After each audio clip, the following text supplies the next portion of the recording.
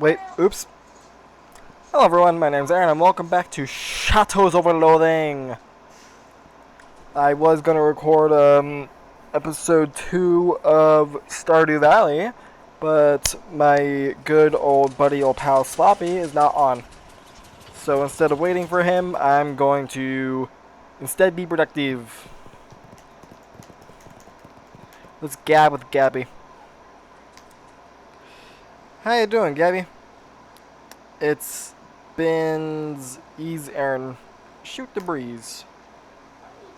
How'd you get mixed up with Murray and the whole antique store?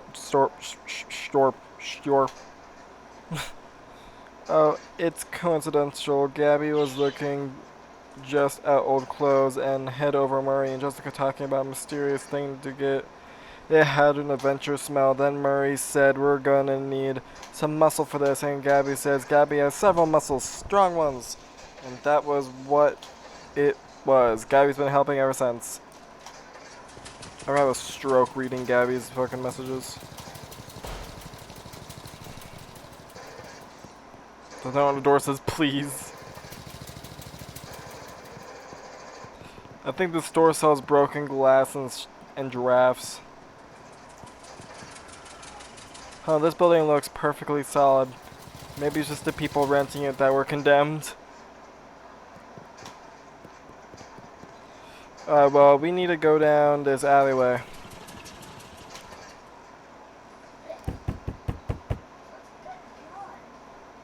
Fiddlesticks. Okay, come on in, but you better not be a phony.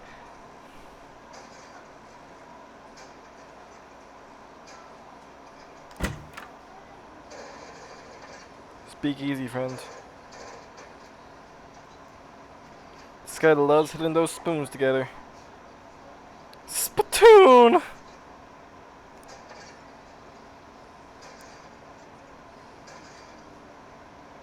The spittoon has been placed at a really challenging height. Maybe you can ask the bartender about it some other time. Hello. Oh, baby, welcome to Oliver's place. My name's Aaron. Whatever you say, baby. Are you Oliver? Oh, heck no. I'm Fancy Dan, the cocktail man. Pleased to meet you, Dan. Hey, do you happen to know what time it is? Perhaps because you have a watch on you? Sorry, baby. The only one around here who carries a pocket watch is the owner of Oliver Creek. And he left about an hour ago to pick up our latest shipment of hooch.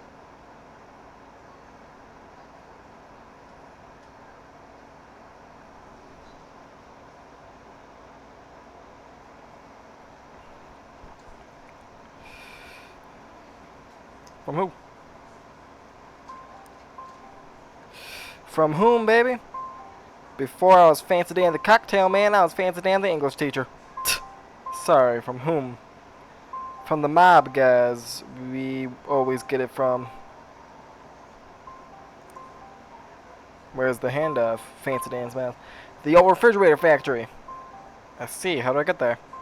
Dan grabs a cocktail napkin and hands it to you. Thanks. Oh, wrong napkin. Here. He takes that napkin back and grabs a different one with a couple of icons scrawled on it. Take the napkin. Mapkin? Ocean City napkin map. As you take the napkin, Dan points at one of the icons on it. We are here behind Murphy's store on Pluckett Street, so if you go out the alley and then head straight for the edge of the napkin, you can't miss the factory. You don't have a map of the area. You can open it by clicking the icon on top or by hitting M. Thanks, Dan. Don't mention it, baby. Want a drink for the road? First one's on the house. Sure. Beer. I'll have a beer then. Excellent choice. Keep things simple. Bottoms up. You gain an effect. Beer buzz. Bet plus 5 HP. Alright! Just fucking went out. You just went out.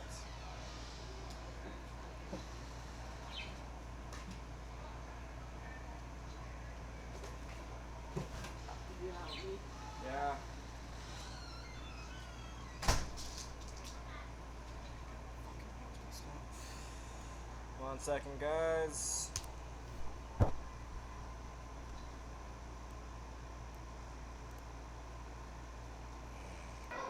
Alright, guys, we are finally back. We are now beer buzzed.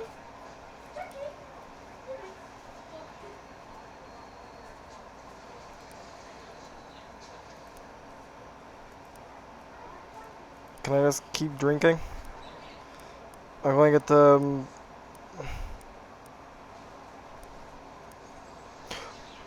Oh shit, a few too many. Makes walking a challenge.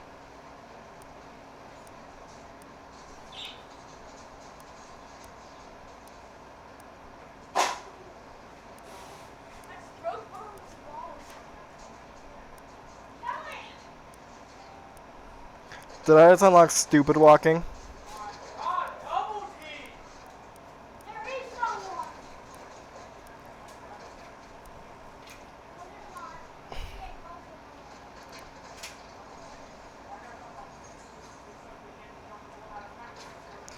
Oh my god, I unlocked stupid walking.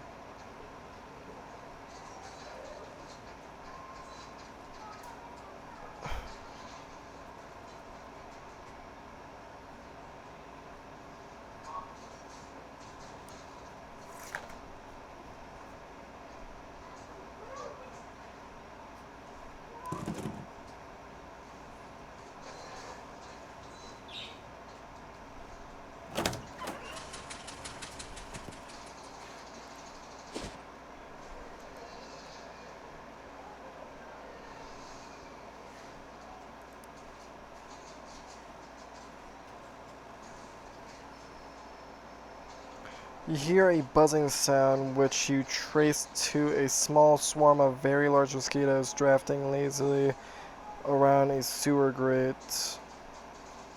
They can barely stay aloft. They're so infested with swollen human blood. Stolen human blood. Dang, this city is really dropping the ball on their public health measures. You do some freelance extermination work and pay yourself with a bunch of blood cells you scrape off the bottom of your shoe after you're done.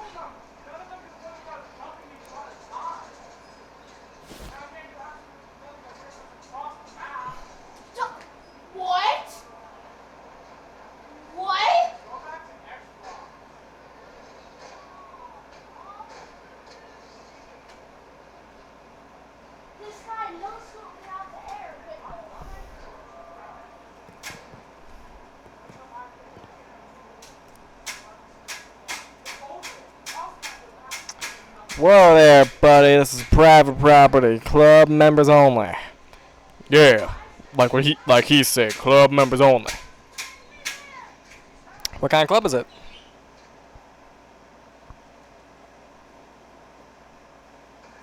It's the federal order of people who bribed us more than we're earning as gate guards.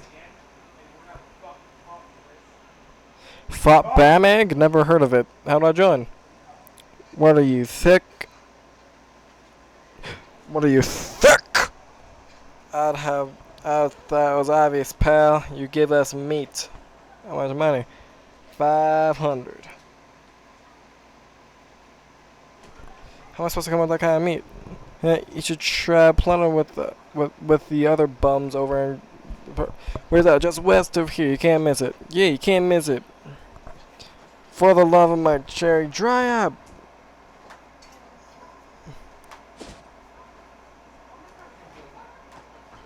Oh my god, it happened. What? Oh my god, it happened.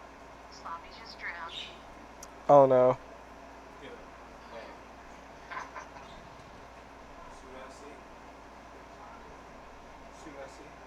What do I see? Oh, what? So then do you like to drink water and food? So do they. You want to give them some since I asked you over an hour ago? Are you sure?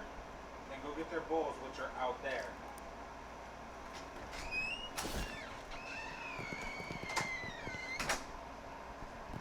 Shut your ass up, Justin. Sit. Bro got manhandled.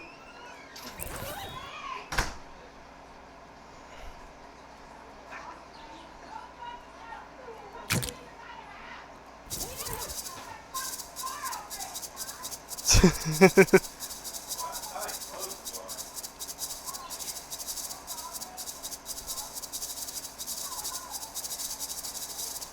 None of our, with the sandals equipped, whenever you walk, you leave a trail of sand.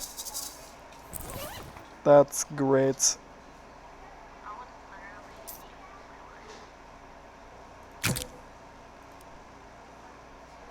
This is a cute little bow that I'm making. It's really cute.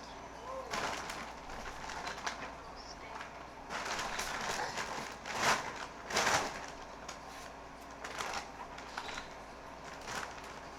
Didn't I have other shoes on?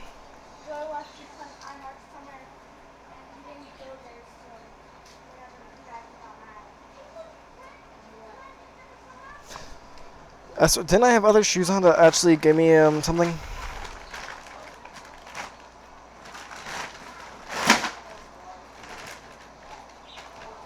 Shoes. Nope, apparently I only have sandals.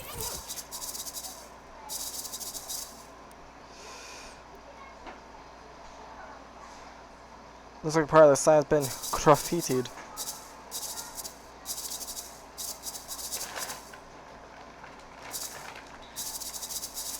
Wander the woods.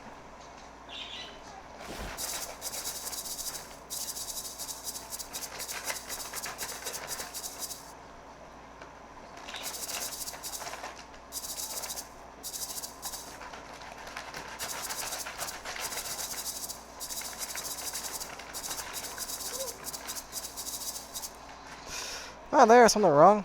Huh? Oh, sorry, fella. I don't want to seem rude, but I'm much too busy to chat. I'm stuck right in this place by myself.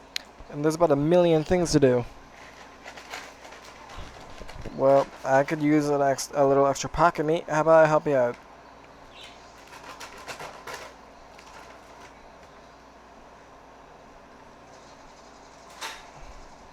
That'd be great, except that new city regulations disallow hiring random part-timers.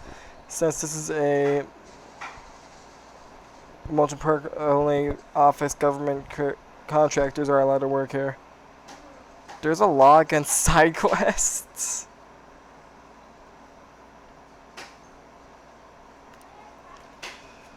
Just to be a thorn in my side, as far as I can tell, it's not like any of these tasks are dangerous or anything. You got kind of a cagey look on your face when you said that. Oh well, 2 of them are dangerous, but that ain't even half. And I submitted a request for help weeks ago and still haven't heard anything back. Well, you're in luck. I just happen to be an official government contractor. That'd be terrific, but I am going to need to see some proof. Lie through your teeth. Why don't you believe me? I'm hurt. I'll have you know I was requested by Mr. Jonathan himself. Who? Jonathan from Parks and Rec.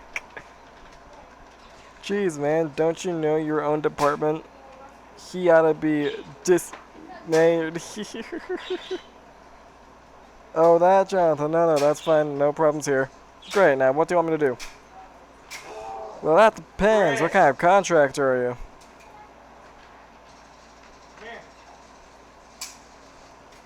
I'm a statue polisher. Oh, thank God. Thank God. I sure wasn't looking forward to doing that job. I think the birds must be eating leftovers from the old schnaggle cakes. It's horrible. Here's a rag. Can't promise there's anything you'll need in there, but feel free to borrow whatever strikes your fancy. Ooh, homemade cookies. Increases your physical armor by 1. I got overalls.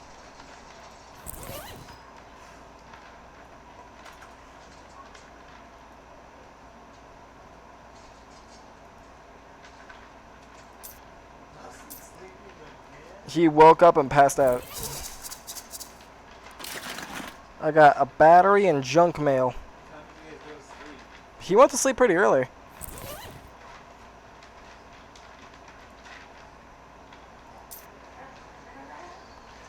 1 mysticality, 1 heart armor. Wait, where's the battery go?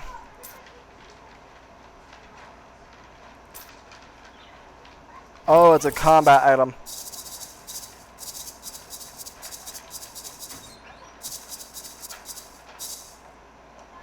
One stench armor. I don't have stench armor.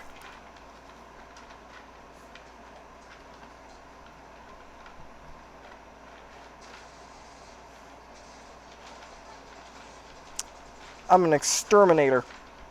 Okay, we got real trouble at our Lipidopolium. Your butterfly zoo. I was gonna say, even the character can't say that. It's because even my character can't say that.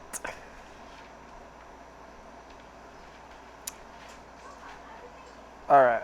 Butterfly Zoo. A bunch of horrible monsters got in, and I'm afraid they're gonna hurt the butterflies. Some of them are rare and expensive. Can you describe these monsters? Nope. I very deliberately did not get a close look at them.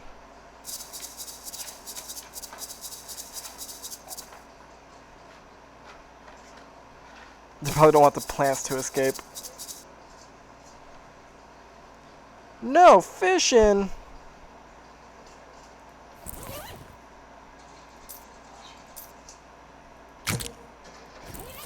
It's a good thing.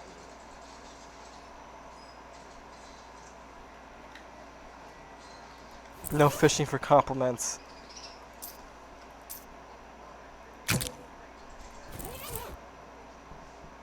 The maintenance hatch is locked. Hey, look, it's the zip-a-dip-a-dip-a-doop-a-doop-boop.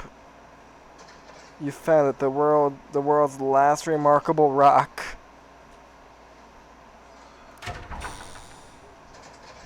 Oh, the monsters are cockroaches.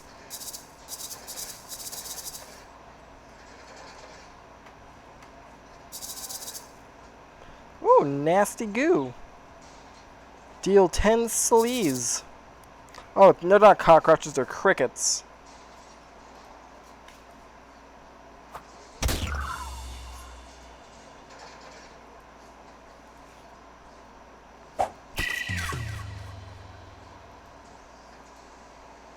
Flap, slap.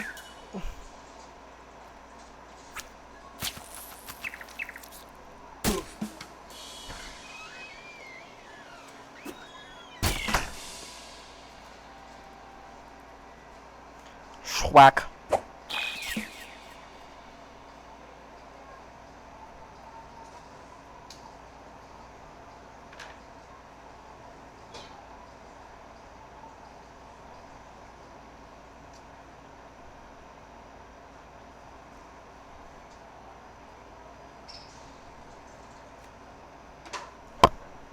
Plus 5 XP.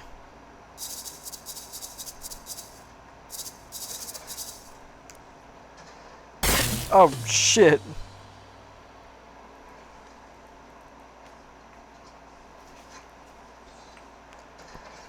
Oh, yeah, I forgot I have these. Ow.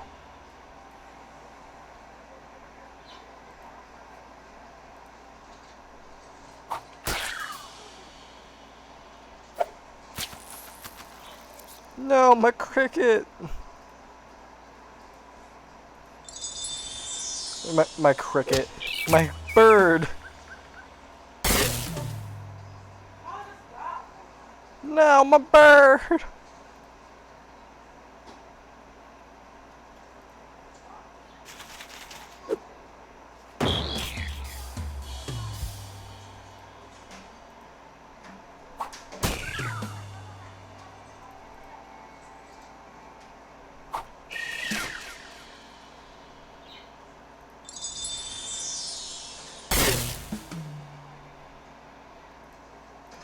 Don't hurt me, don't hurt me, don't hurt me, don't hurt me.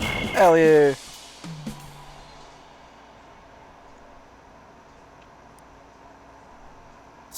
It's a side quest to use those grenades.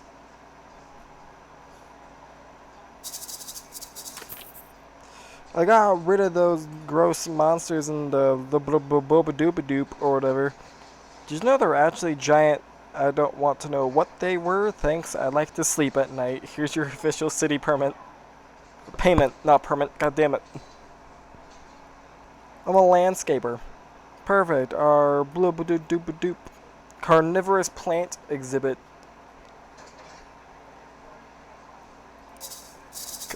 Carnivorous plant. Yikes. I need to fight plants.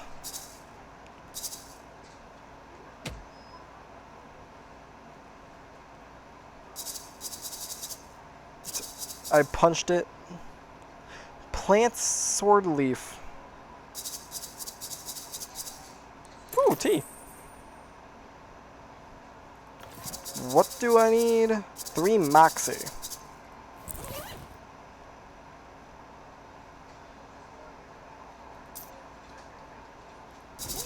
You have any moxie tea?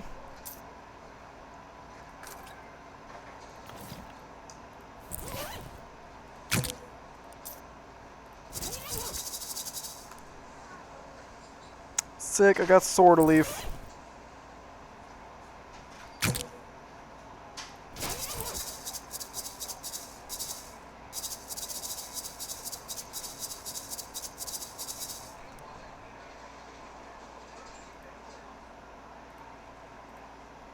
Don't hurt me.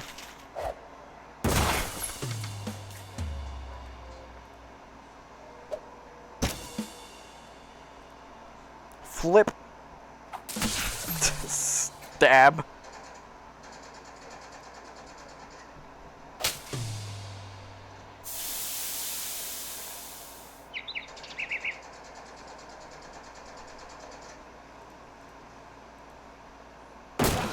Ow.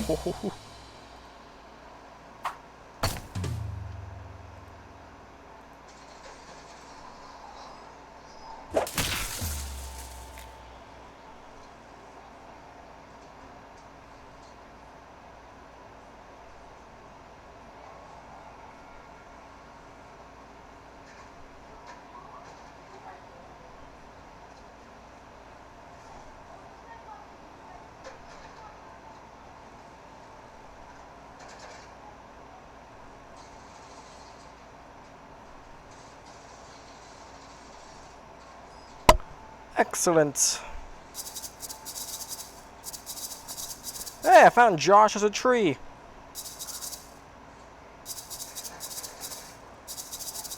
Hey, it's a bone tree.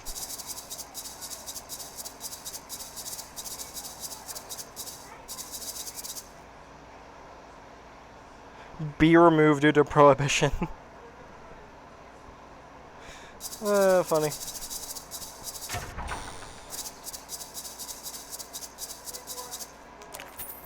I dealt with your botanical uprising. Well, good. Here's your city payment. Thanks. Anything else you need done? I'm a plumber.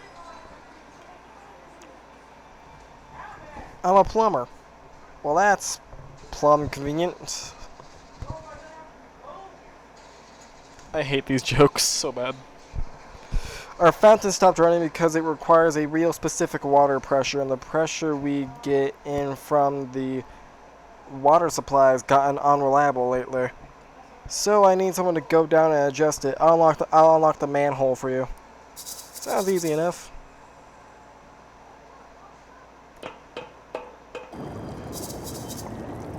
The gauge reads 57 gallons a minute.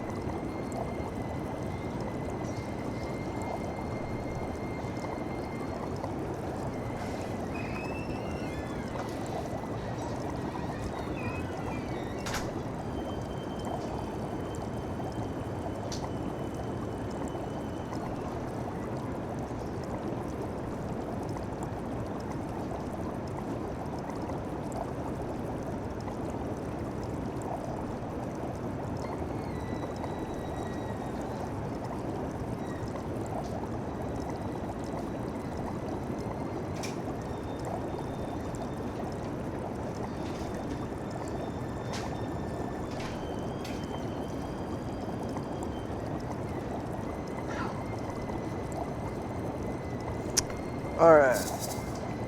This note says stop messing with these switches. The fountain does not work unless the pressure is exactly 40 gallons per minute.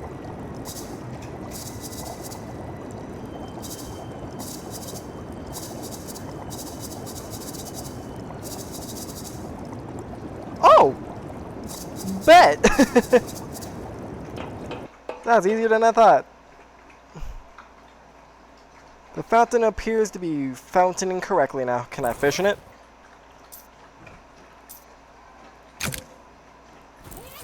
Can I fish in it? Oh.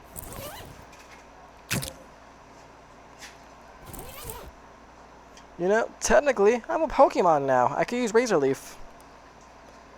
Hey, mister, can you spare a little meat? Sure, here's 50 meat. Holy cow, mister, thank you. That's just surpassing kind. Is what that is. Mom always said I got a heart made of meat. Well, I can't let the generosity go unrepaid. One custom blubber?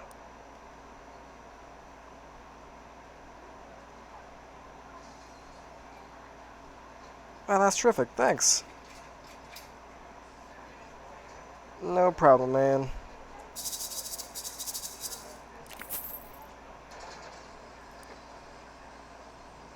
I'm a security guard. Security, that's awfully humble for a police officer. What? I mean, since the metaphorical police force was entirely replaced with conductors, you might as well call yourself a cop, right? All the rest of them do, but anyways, that's neither here nor there. There's a hobo that's been hanging out by the park fountain. I'd like you to move him along. Is he causing trouble? No, not as such. Everyone likes him. But basking in the park is against city ordinance, and rules are rules, you know?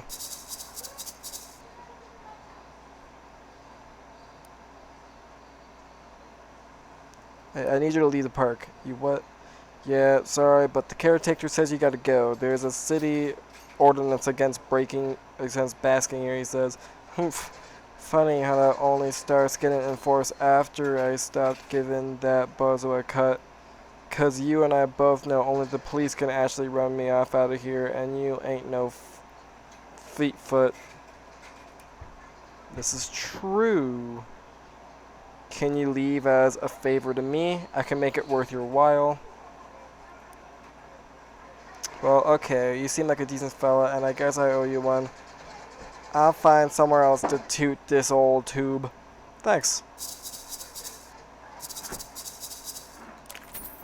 Got the hobo to leave. Did you beat him up? No. What? No. Are you sure you're a cop? Just kidding. Here's your official city payment. Well, that's the last job I gave you. How's the last job I gave you going? Oh, you know, coming along. Okay, let me know when you're done. I'll pay you. Sure thing. I need to find something that'll give me stench resistance.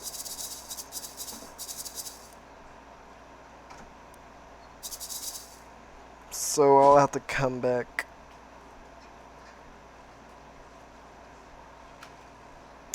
So you're new in Ocean City. Your first time at it? That's right, yeah.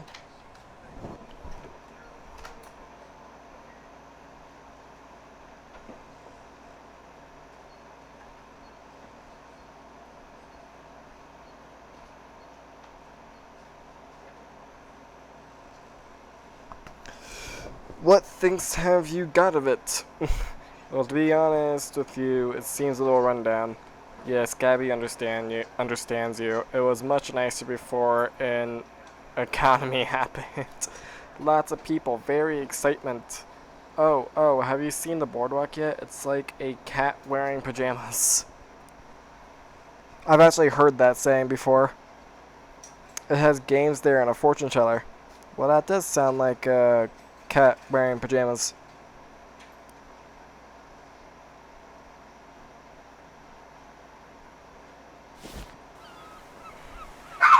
Hey! Bastard. You're scared. You're not sure if the lamppost is holding the hobo or vice versa. Hi there, I'm Aaron. Well, hey there, pleased to meet you, Aaron. I'm Dusty. What's up, Dusty? Oh, nothing much, just hanging around. I was gonna run a 3-card mullet down here on the boardwalk, but that didn't pan out. Why not?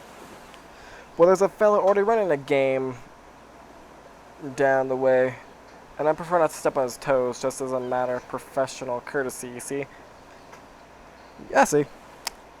And also, 'cause carnies get real scary about that kind of thing, and I ain't looking to be murdered anytime soon.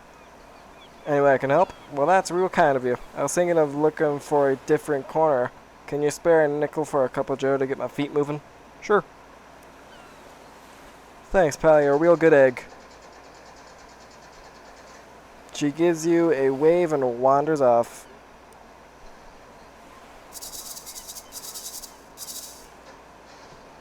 $50 reading. 50 means a little steep, isn't it? I could buy 7 and 64th gallon of a gas for that much.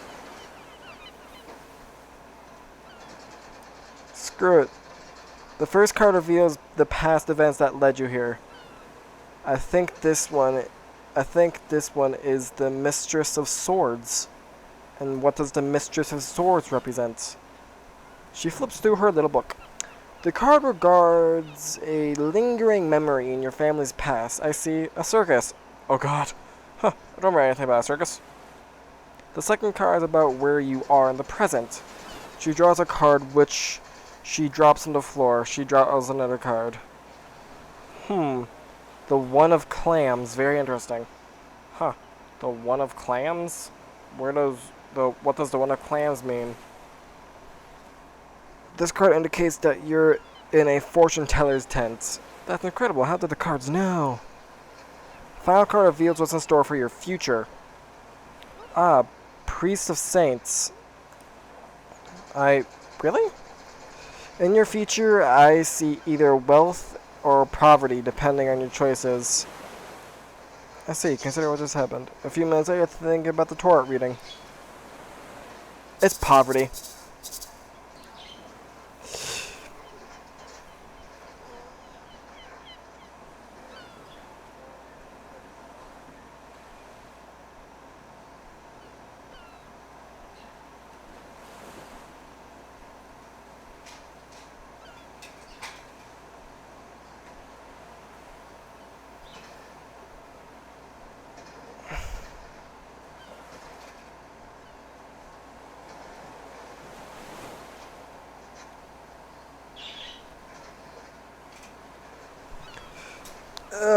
As you enter the photographer, who is busily adjusting a complicated-looking camera on a tripod, gestures to a nearby waste bucket without looking around. If it's more bills, there's my inbox. Hello? Oh, you ain't the jumping just for hat, baby. Where have you been all my life? Excuse me. That face is exactly the face I've been looking for. It's perfect. Thanks, I've grown rather attached to it myself. Hey, you're funny too, baby, I love you. You're incredible. Listen, do you know who I am? The sign on the roof said Tony Frisco, hat photographer. That's right, baby, that's exactly right. And soon I'm gonna be the biggest hat photographer in the city. No, the country. No, the world. But there's something I need first. A face? A portfolio. Oh god, I've heard enough of that. And you know what I need before I can get a portfolio? A face. Your face, baby. I love how this is, like, set in, like, the time of gangsters and shit.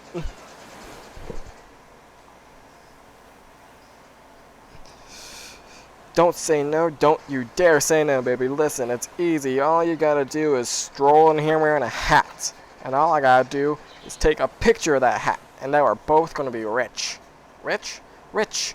Me with my portfolio and you with the 30 meat I'm gonna pay for every picture.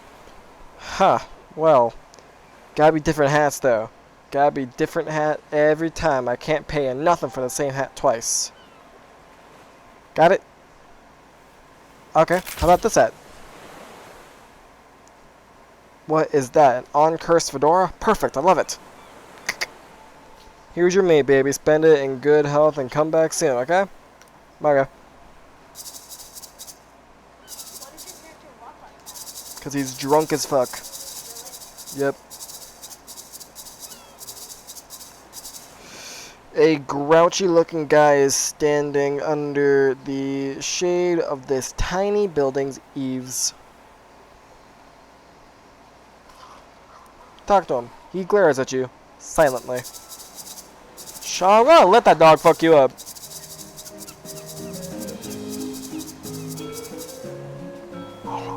Fishing!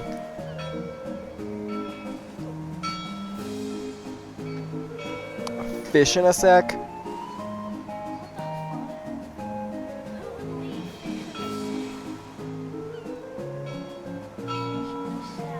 This is a bag of all trouble fish you've caught. It's pregnant. Pungent. You fished a thick back cloud and a false merman.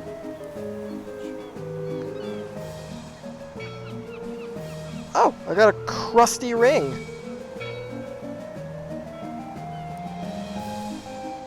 Crusty like this kid. I got a sailor's hat. Ooh. +4 to melee attacks. Bet. You know what? I should have picked a class that focused on melee. I always use guns and shit, so I'm like, oh, I'll just use guns. But melee is kind of more fun. In this game, anyway.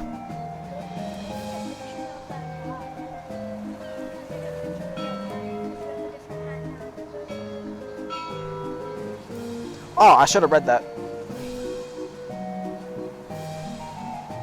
It looks like he caught everything that was here. I just fished the ocean dry. Chris! Mom! Oh, I got a broken coconut. It's a hat. Oh, I do have something for stench armor. Bet. Wait, sell everything you have. Wait. Do you still have any more? Do you have any more cookies?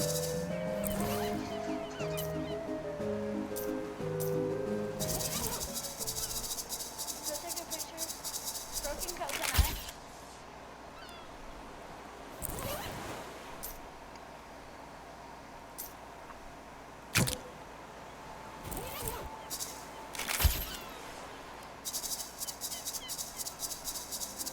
Perfect. Alright. Flute music is the best medicine.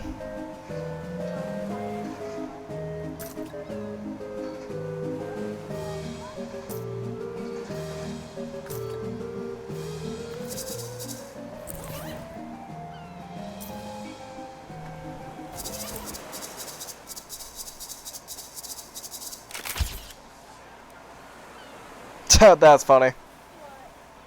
It's all my hats up there, I just noticed.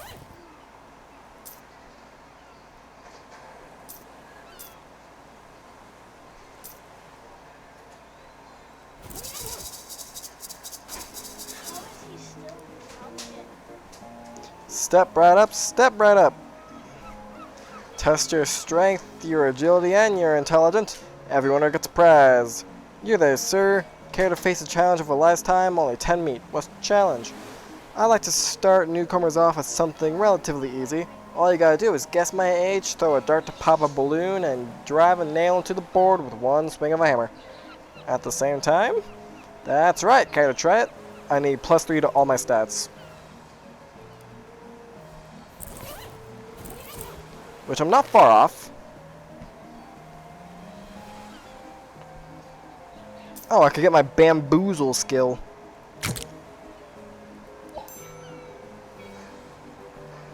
Bend the truth for fun and profit. That sounds relatively.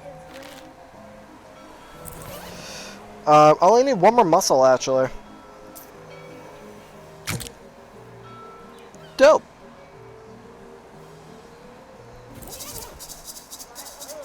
Oh, well, I've done all I can here.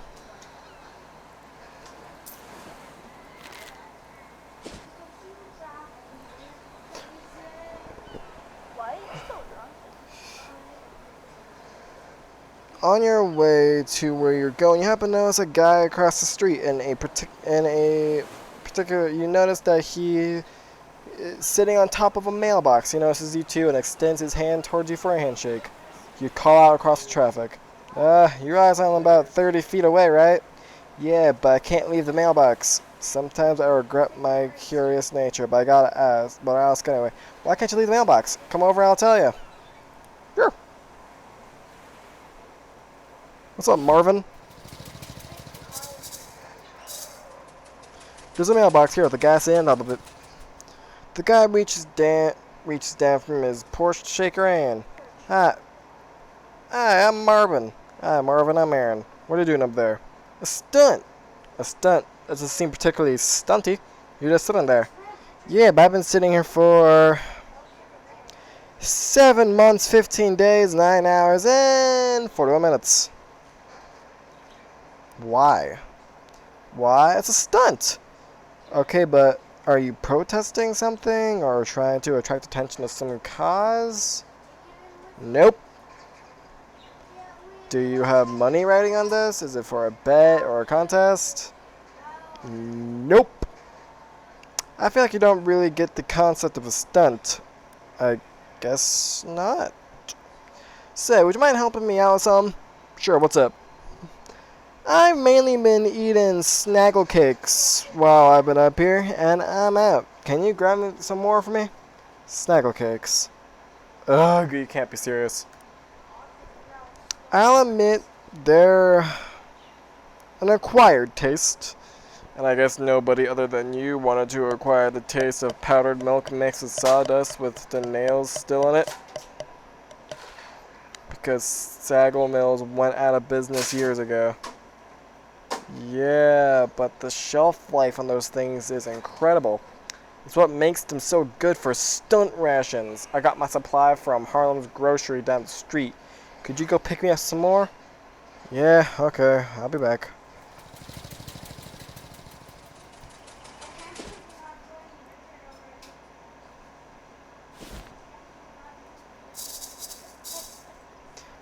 A bored-looking hobo lounges against the wall of a decrepit building. Hi there. I'm Aaron. Samuel? I'm looking for Harlem's grocery. Is this it? When? Have you been standing here the whole time? What are you doing here? Waiting for what? Snack. You looking for work? I don't think you're gonna find any work here. Shyla! Yes, right now. Considering that this store is pretty thoroughly closed, I don't think you're gonna find any work here. It doesn't look to me like another store is gonna open here anytime soon. Here's some meat. Here, maybe you can take a cab to a different store or something. He tips his hat to you and whistles for a passing cab. This run-of-the-mill, rusty rundown store where you find a lot of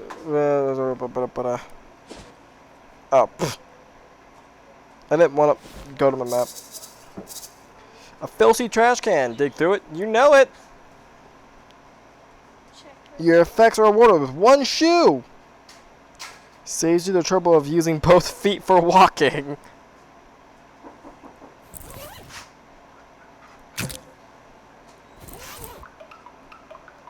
I'm still using both feet. Hey, no.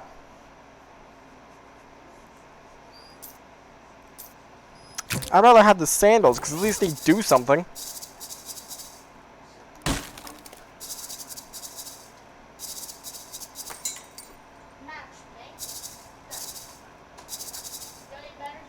Oh, I found a lip balm. The mattress smells But wait! Fine. What's that? Just kidding, there's nothing. Ooh. Schnaggle Mills Factory. Barbecue tongs. Some hot damage. Snaggle Mills. Oh, I got candy.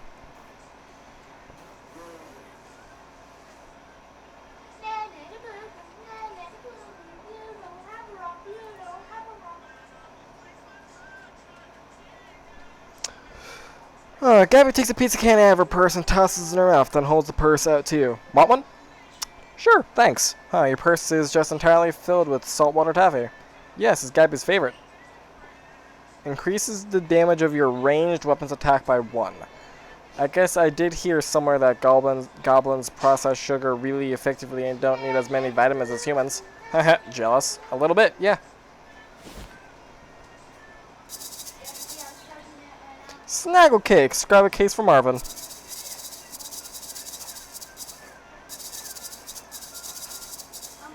Ooh. It looks like the abandoned factory has been occupied by one of Ocean City's various gangs of street hoodlums, namely the Doughboys. They're back? They're hanging out in their leather jackets and white aprons, bragging about their sourdough starters and using rude words like whatever the fuck and son of a brooch. Or they were until you made that huge racket getting in here.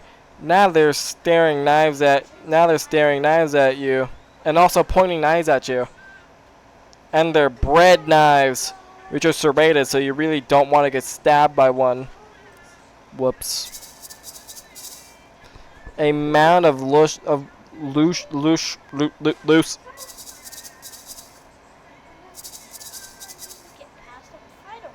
The Doughboys are clearly less aggressive than other street gangs, in that they're glaring at you and muttering angry to each other instead of already having attacked you. However, it is also clear that you aren't getting past them without a fight. Chris, can you stop? No, can you stop getting her barking, dude? It's so fucking annoying. Do you want to get kicked off? I'll make sure to have Richard kick you off. He's told you a few times already to stop getting her barking and shit. Seriously?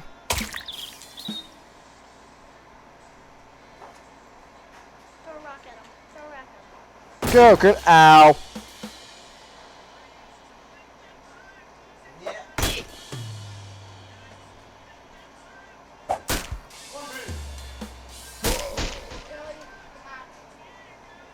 Nothing to do. Just leaves. What is that? A goblin.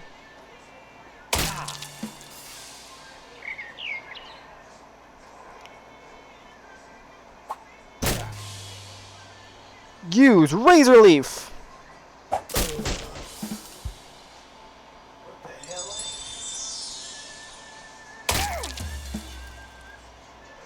Nothing to do.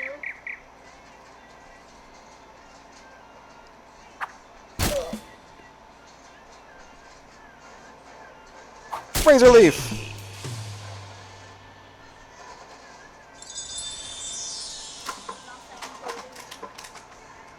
Their only jobs were support. Freshly baked roll. Clammy dough. Clammy dough. Chef hat.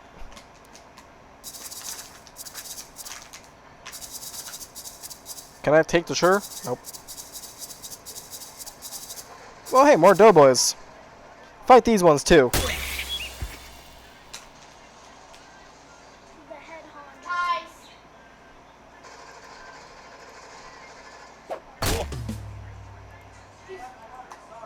Stab.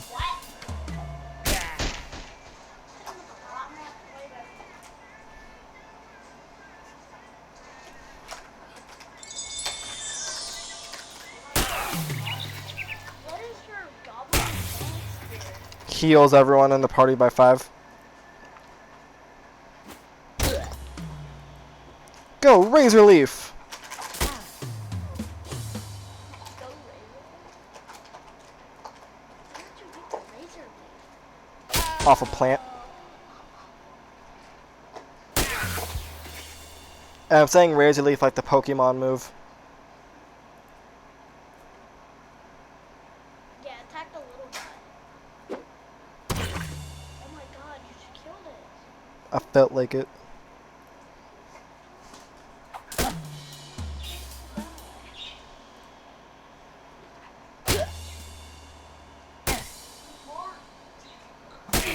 No, Gabby, you got killed by Flower.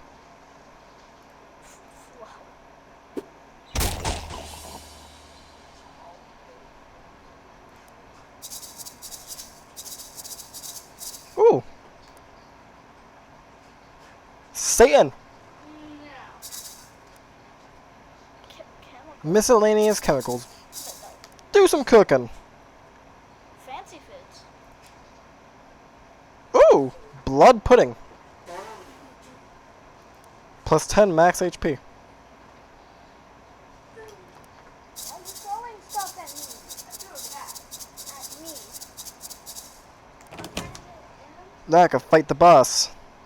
The leader of the Doughboys, identifiable by the fact that he has a greasier hat and more rivets on his jacket than the other Doughboys, if not by the fact that he's in the manager's office, doesn't notice you when you enter. He appears to be focused on several large piles of wet bread dough lying on the ground around him.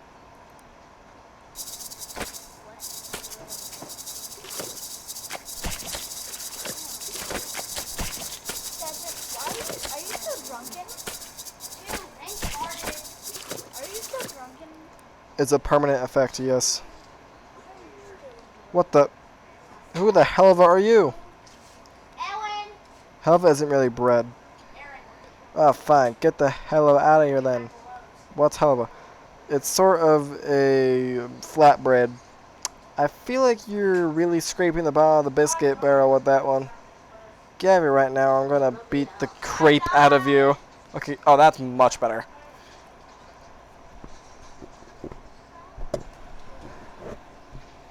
Beat the I creep. swear I won't die in 1 second. Trust me. I'm very good.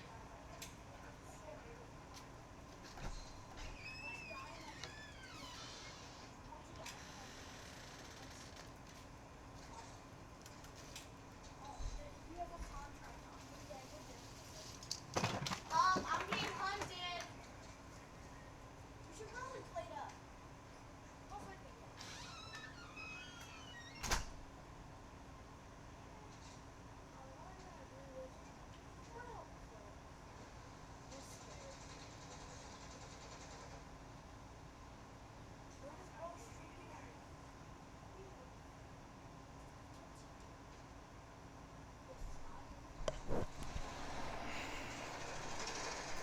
Oh, crap. Run, Joey.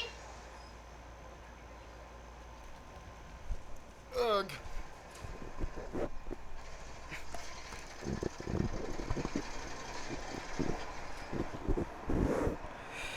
Alright, well, that's much better. What are you going to do with these piles of dough?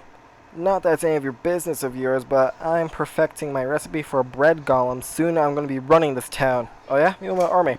Me and an army of bread golems. Were you not listening? Probably shouldn't let you get away with this. You'll be lucky to get away with your arms and legs. Rise, my minions, rise!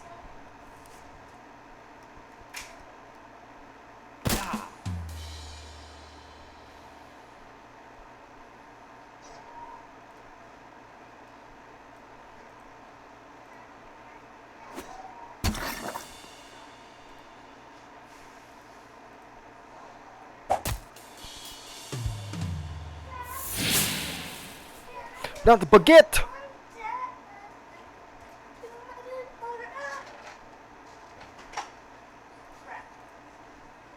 my god, he made a dope.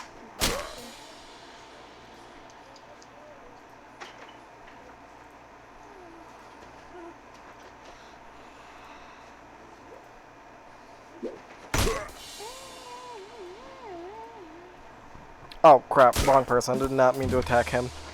I wanted to attack the golem. I like how it shows you how much damage the attack's gonna do to you. Guys, So the next attack done to her is gonna take like most her health.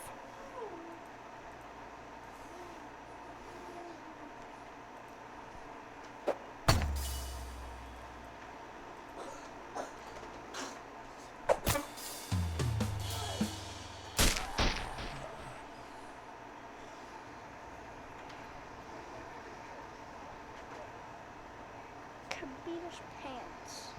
I got pants. Oh, and my bird grew stronger. Is your pants even good? Rifle through it. I got dough baby recipe.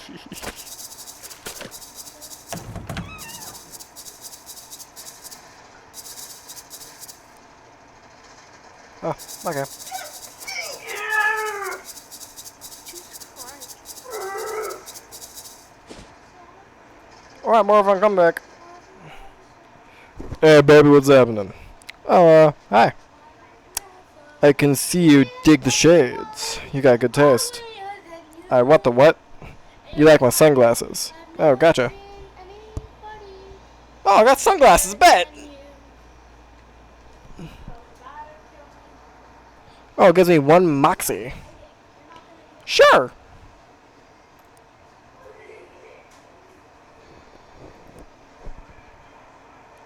Oh, I should probably read this encounter.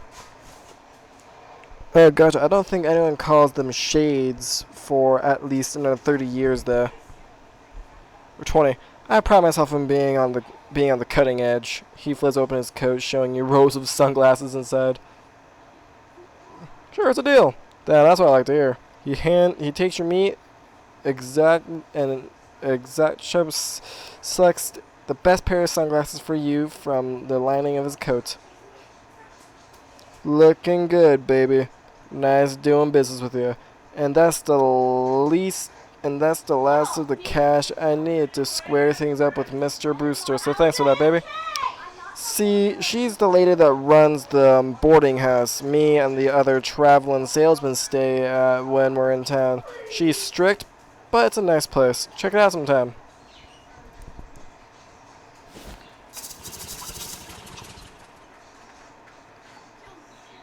Any luck getting those staple cakes? I'm really justling for whatever it is they use for frosting. 100 meat. Excellent sitter, or expert sitter, plus 1 moxie.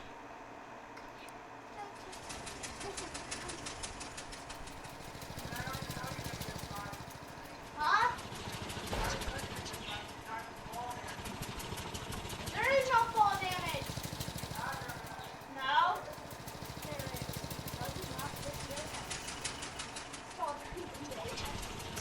Alright, let me just put my laptop real quick, guys.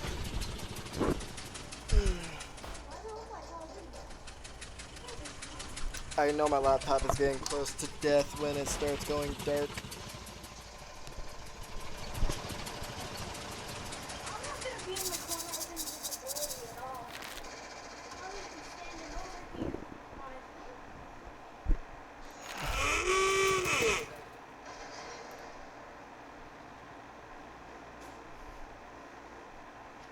Someone tried to You encounter a hobo who is squatting down the sidewalk with a bundle over his shoulder, whistling a tune. Hey there, fella, aren't you Aaron? I'm Clinton North. Oh, hey there, how do you know my name? Oh, we hobos are a tight little community. When someone's been helping us out, word gets around. Well, that's nice. Oh, creepy but nice on balance. Well, why don't you come visit our camp? We'd be glad to have you. Where is it? Well, you just head down 12th Street until you see a lot where the old hardware store used to be, and then you take a. You know what? This would be simple for this mark on your map for you. Yes, please. He takes out a pencil stub and makes a clutter of little boxes around on the map. Come by any old time. Bid him adieu.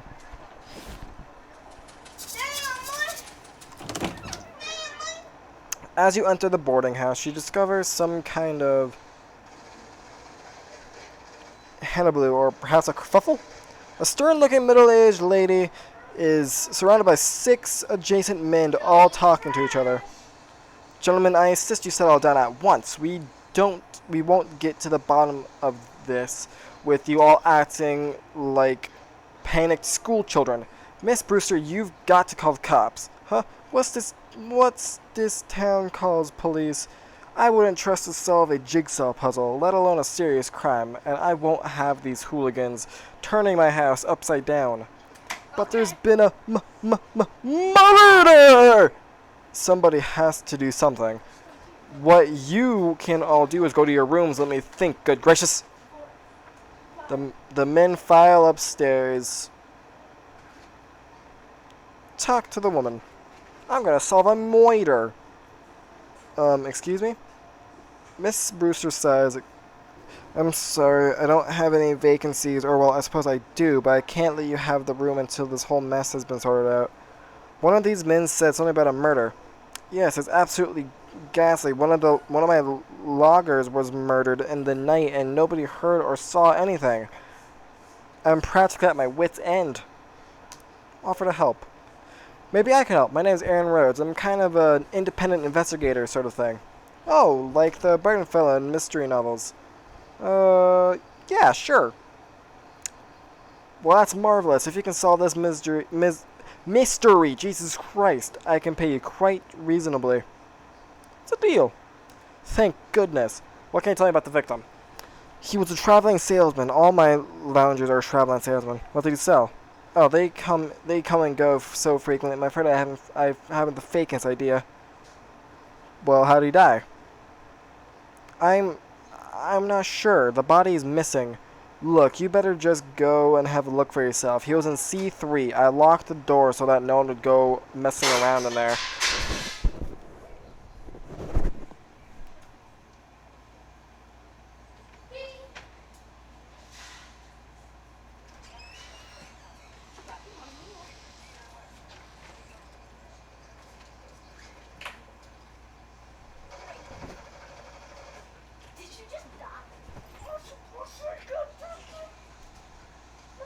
It takes like 20 seconds just for it to like load. Like look, it takes like 20 seconds. I need to get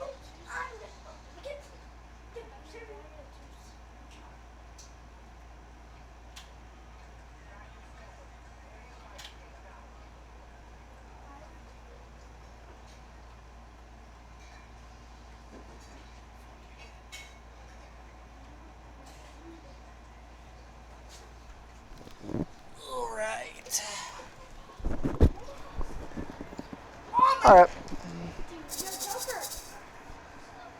Where's the milk? You have to go get some from the store and then come back, please. Oh, it's coming. 2C.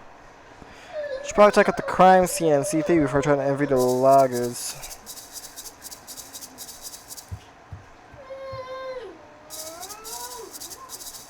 Shoes! Makes your steps higher. Where did you go, Joey? I still like the sandals better. No. Why you ditch me? Why did you ditch? You on the door and put the key in the secret pocket you use for things that won't ever need to be reused again. You step into room C3 and discover, holy crap!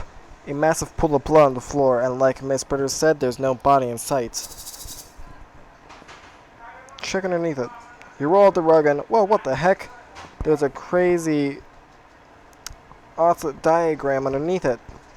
The lines and graphs appear to have been burned into the floor, and you can see little blobs of melted candle wax at the points of the diagram, and it even smells faintly of weird incense. Was this some kind of ritual killing? Great. Like a regular old murder wasn't enough. No, I'm serious. Oh, jeez. Is there even this much blood inside a person? I could fish in the blood. No, I ain't fishing now. You're wet. Huh, nothing. Must be shallower than it looks.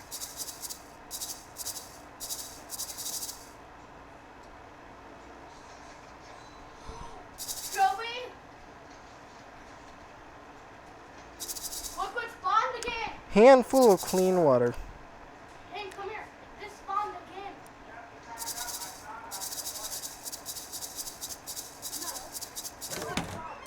You should help. Come in. Alright, well, let me out. I'm coming right now. It'd be best if you report back to her first.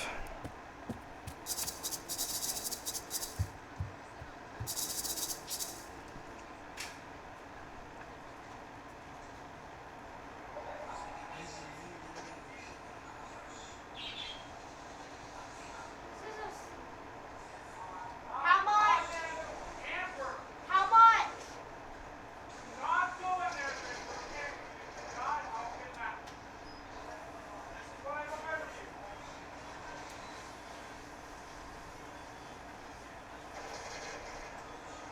I hit him first and he killed me. That's some crap.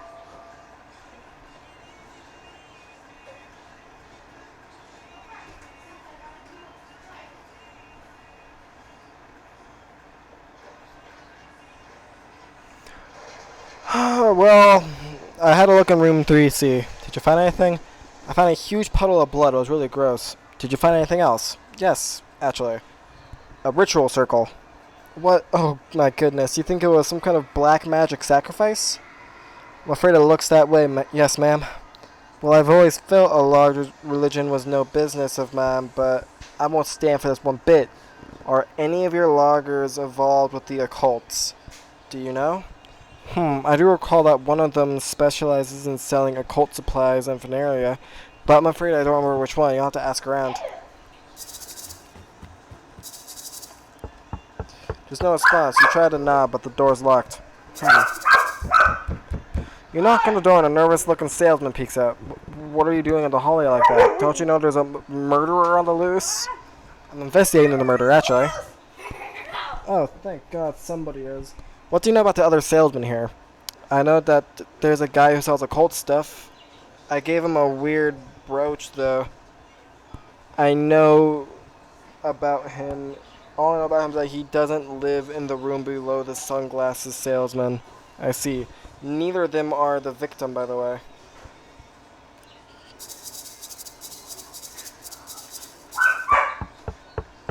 You knock on the door and the salesman pokes his head up. Yeah? What can I do for you? I'm investigating the murder. Ah, real grimy business. Do you know the other salesmen that live here? Not really, just the guy who sells those little dinger pistols. He was complaining about the guy who lives right above him. That's the trinkets and bubbles guy. Because he keeps making a racket dropping stuff on the floor, and that probably doesn't help much, though. You knock on the... Who's there? I'm not opening his door with the killer on the loose. I'm investigating the murder. Do you have any information that would help? There's a salesman here who specializes in occult stuff. That seems pretty suspicious to me. Which room is he in? I'm not sure, but it isn't the one above me. He doesn't live at the same end of the hall as the victim either.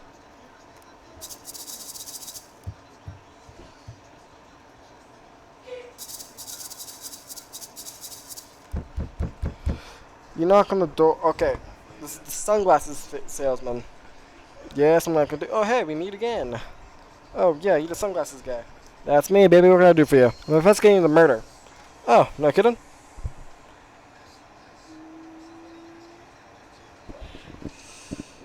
Yeah, I was hoping you could give me some information about the people who lived here. I don't really know any of these guys. There's a fella that sells jokes and gags somewhere on this floor, I think. And there's a guy that sells pants, but all I can tell you about him is that he isn't the guy right below me, sorry. You knock on the door and the salesman looks out. Hello, who are you? I'm investigating the murder. What can you tell me about the people who live here? Well, I pretty much keep to myself. All I know about the other salesmen is that there's one who sells jokes and gags, isn't the one who lives next to me. Who lives... Isn't the one who lives next to the one who lives above the one who sells brooches. Jesus Christ. So he doesn't live next to the murder. You knock on the door, a voice calls out without opening it. Hello? I'm investigating the murder. How well do you know the other salesman here? I don't know any of the guys here, although I think there's a guy who sells brooches whose neighbor's with the guy who sells pants.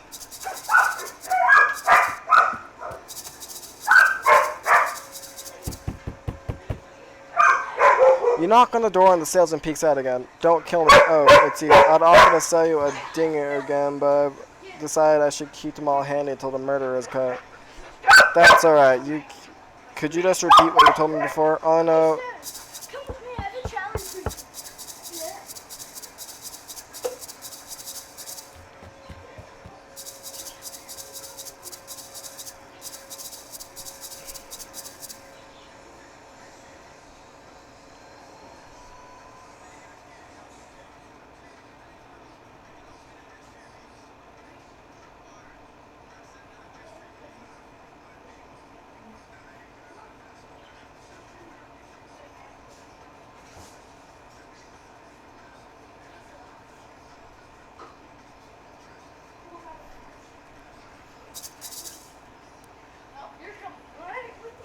Who lives in 2C? They didn't answer and the door's locked. That's because 2C is my room. Oh, well, can I have a look inside? Certainly not. That's private, and you can't possibly imagine I would kill one of my own loggers.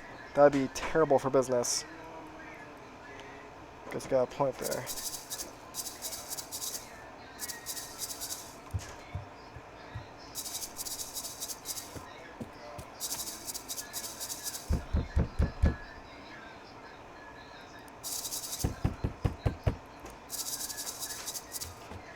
Okay.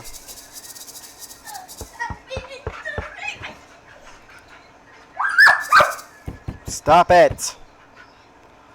All I know is that the occult salesman doesn't live in the room below the sunglasses salesman.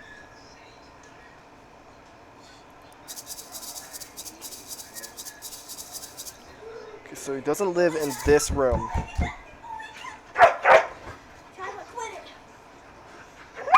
He doesn't live at the same end of the hall as the victim.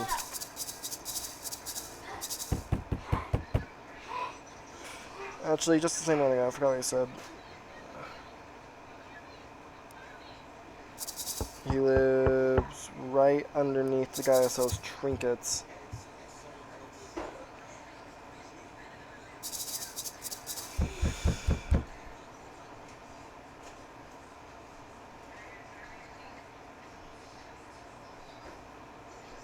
Sorry, brother. It was just that the brooches salesman lives next to the pants salesman.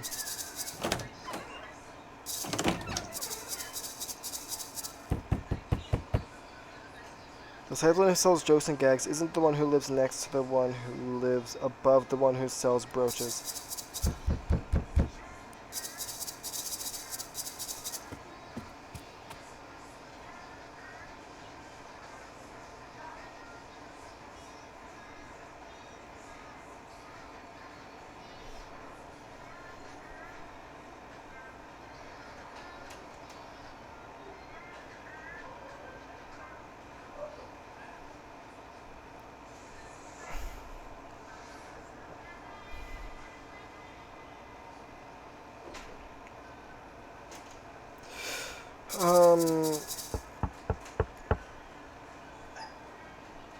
Doesn't live above me, doesn't live at the same helmet as the victim. The guy who sells dingers lives underneath the guy who sells trinkets. Okay. You guys need to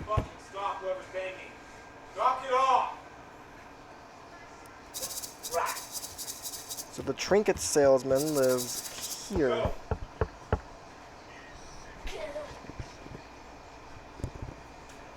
Brooch salesman lives under the pants salesman. Who can give me a hint about the pants salesman?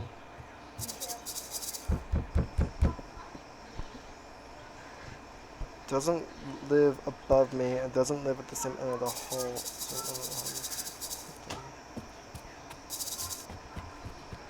I don't know what I'm doing. I don't know what I'm doing here.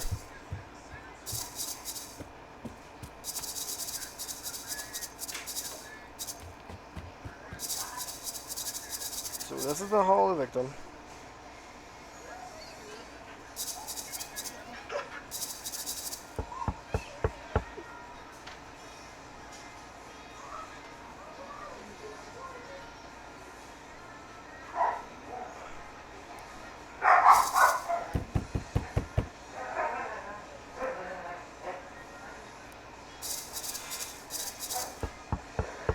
Um,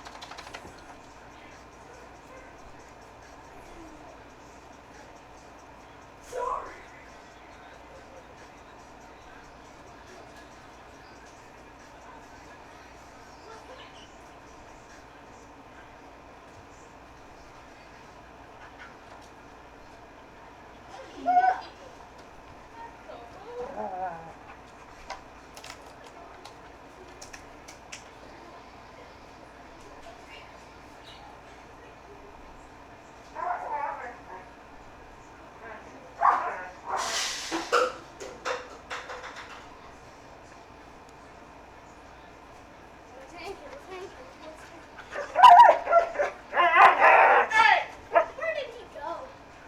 Just all this is um, no, you can't see it. Anyway, I'm gonna set this right there. Yeah, that's funny. That's cool. I'm gonna punch you.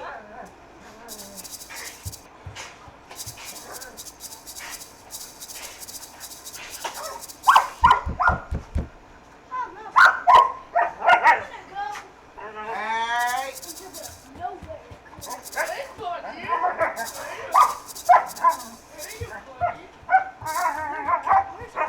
who sells brooches? All I know is that the salesman doesn't live in the room below the sunglasses salesman.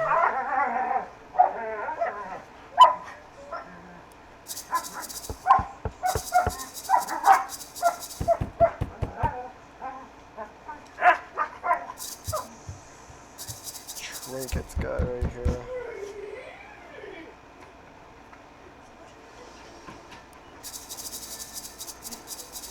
Next. Okay, this I need to figure out. I need to figure this out. The salesman who sells jokes and gags isn't the one who lives next to the one who lives above the one who sells brooches. He's sunglasses.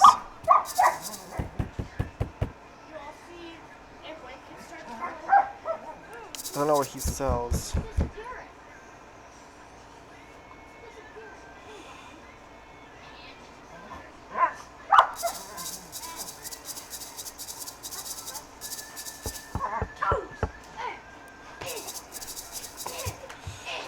Huh.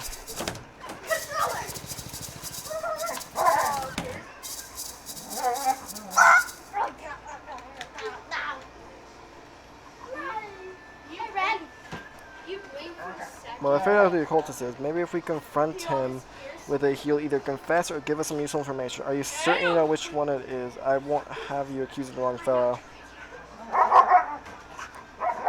Yeah, I'm pretty sure. Alright, shall we gather everyone together at the scene of the crime so you can do the dramatic reveal like in the novels? Sure, if you want. I must say, this whole murder business is simply dreadful, but it's the most interesting thing to happen in years.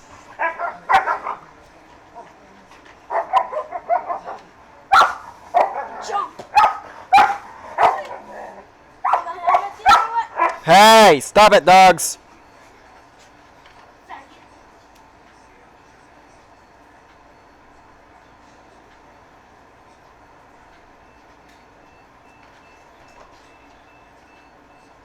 We should really get skips in the ball right now.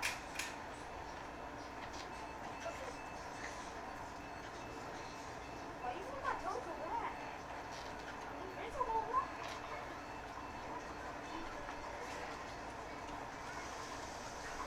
You could frisbee balls, you could frisbee every ball.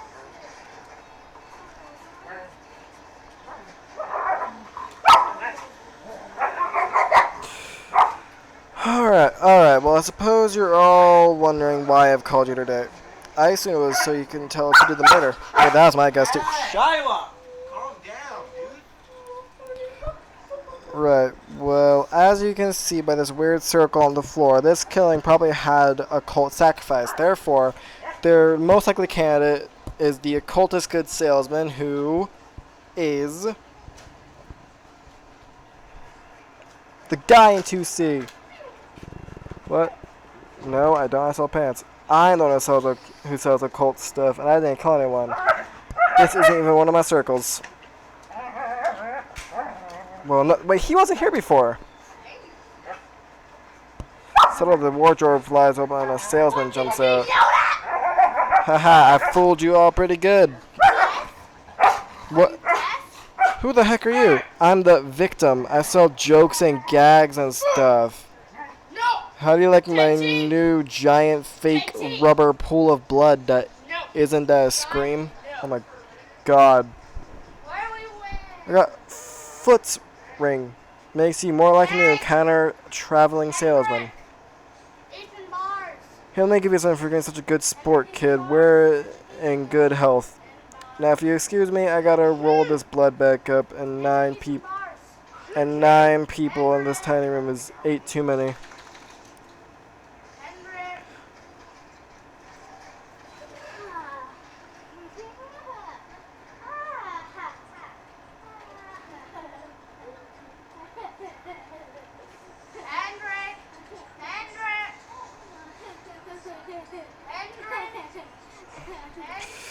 Oh, well, at least that was all resolved with a minimum of fusses. I hope you don't expect to get paid after that simple attempt at murder mystery solving there.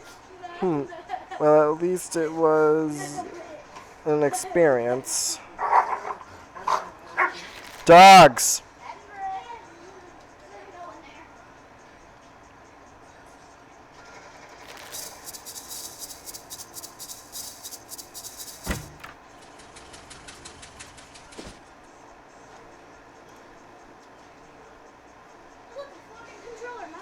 Oh, well, god damn.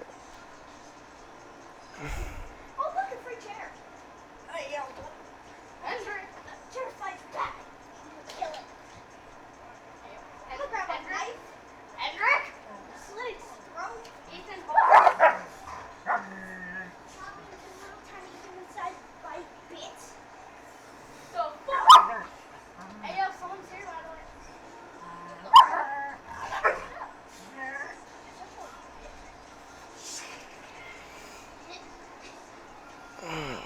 Alright, I'll go check it out.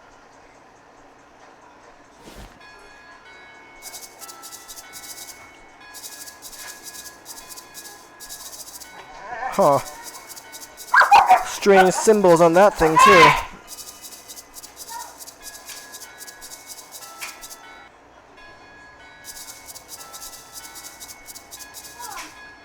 Huh, but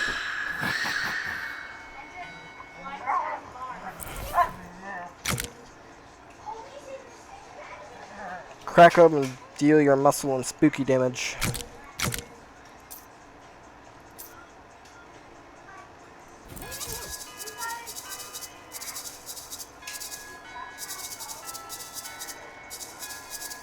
Fish. Handful of holy water.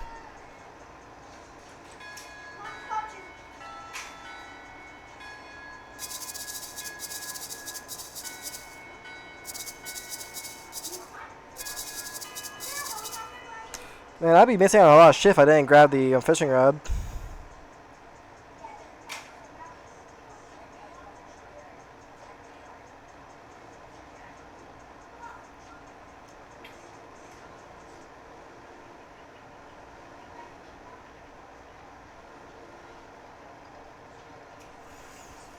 Hello there.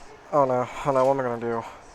I was gonna ask if everything's okay, but plainly not.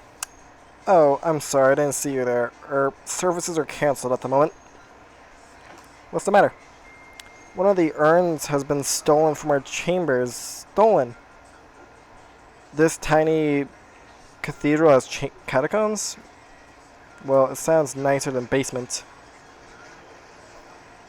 Are are they particularly important ashes? Then go kill him. Oh my goodness, we wouldn't keep the relics of a saint in a little cathedral like this. Wait, my motor. Our urns are just the ashes of former venues and community leaders and so on, but they're all important in their own way, and the bishop is due to arrive for inspection soon. Funny how bishops always seem to be just about to arrive for an inspection somewhere. What? I'll look into it for you. Oh, thank you so much. Here, I'll lock the door for you so you can have a look. Mind your step on the way down, please. Those stairs are old and steep.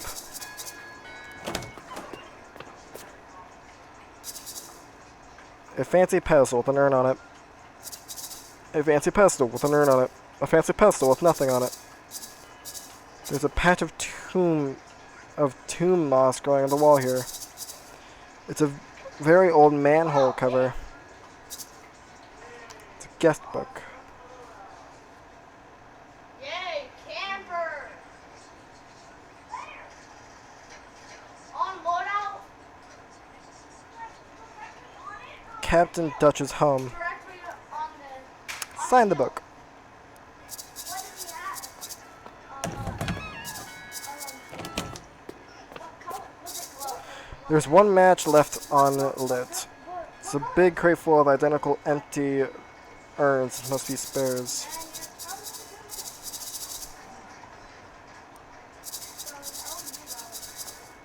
There would be another two in a school, right? Oh, let's see. Have we found anything? Mine Nope. and four down.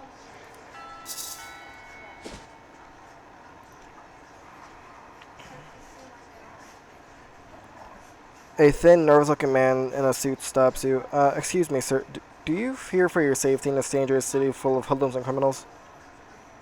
What is your secondary? No, bro's running a sniper. I am afraid of anything, least death. Overconfidence can be a real killer, sir. Fortunately, I have something for you that can justify it. Oh, I see. Okay, what do you sell him? He holds up a small case and opens it, displaying a section of the tiniest pistols you've ever seen. Dingers, with one of these up your sleeve, in your sock, whatever you can think to hide it. Personal defense is right at your fingertips. Huh. From where? Are concealed pistols illegal in this state? What? Probably, sure. From where? Because I shot some How much? Only 30 meat. full up with this. Why not?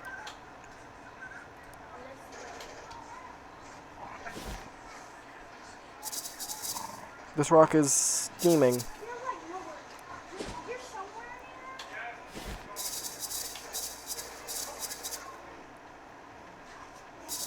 in Why do these rocks have creepy graphs on them? here? Did you die? This rock has a date painted on it. Ooh. I know where to take that date. What is it? Huh? You weren't in the I'm selling these fine leather jackets. because he just died and you couldn't show it on the kill feed. You want sweepstakes? Did die. Fat chance never won anything, didn't it? No, like someone died out of that. And that guy's I'm the milkman, got your milk. I ain't drink that fat water, get lost. oh, that's nice. It's not a sniper. I'm selling fine leather jackets. Don't want any snore. I hope you didn't bring a fucking forgive me.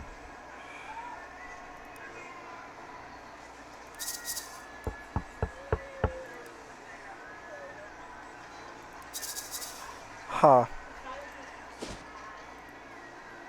You have both your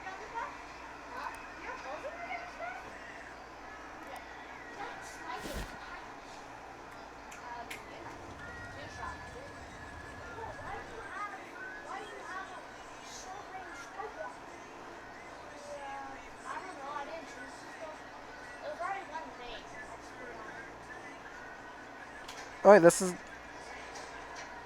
should help me learn what the symbols are. Yeah, Bowser's microscope. Mom's better. Uh, Hey, Ren.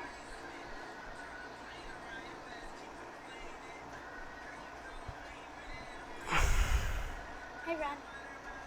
what's up? Can I use your keyboard? No. Okay. I just wanted to troll Aaron. Joey. And help him. That's kind of what we were doing. Freak! Literally a self-res right there. Huh? There was literally a self-res right there. It's the same guy. Hey, yo, bro. Why you keep on doing that to me? He's not camping. He's moving around now. I'm going with you that fast. You don't know that. I did. Yeah, I remember that. Hi there. Oh, hello. You're something new here. I don't think I've seen you around here before. Yeah, my name's Aaron. Pleased to meet you. I'm Letters McCube. Is there anything I can assist you with? Why do they call you Letters? I'm an expert at microcascanality, aka hobo code. Are you familiar with it? Nope. What's that? It's a system of pictographic elements that can be written obscurely on walls or covered into fence or carved into fence posts. They're traditionally used by hobos to leave messages for other hobos to mark a house where occupants are credible, for instance, or to warn off a vicious guard dog, that sort of thing. I'm working on expanding the system for more general communicational purposes. That's pretty interesting. Is there anything I can assist you with? What's that book you're reading? This is a hobo code manual. I can teach you the basics if you would like. Sure, sounds useful. Hobo literacy. He spent 10 minutes or so going over the basics of hobo code with the letters. He teaches you some of the most common graphs. If you'd like to know more, just ask any hobos you meet. They're honor bound to assist any new learners. That's the hobo code.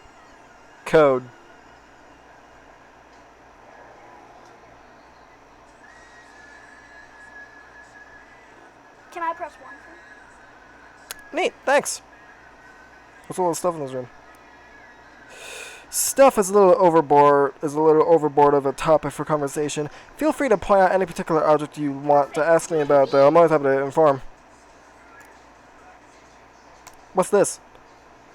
This is an old novel radio and cryptograph from the Cola Wars. I'm trying to modify it to work with hobo code. That sounds hard. Yes, it wasn't designed to handle a pictographic writing system, that's for certain, but I can get it to work. It should be very serene. A desktop radio.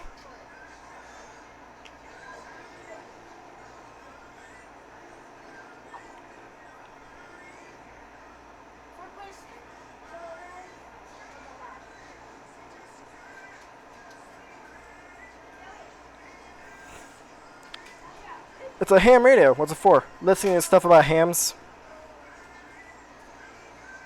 What's this? Hey, Laris, what's in this shoebox? Old shoes, you're welcome to them.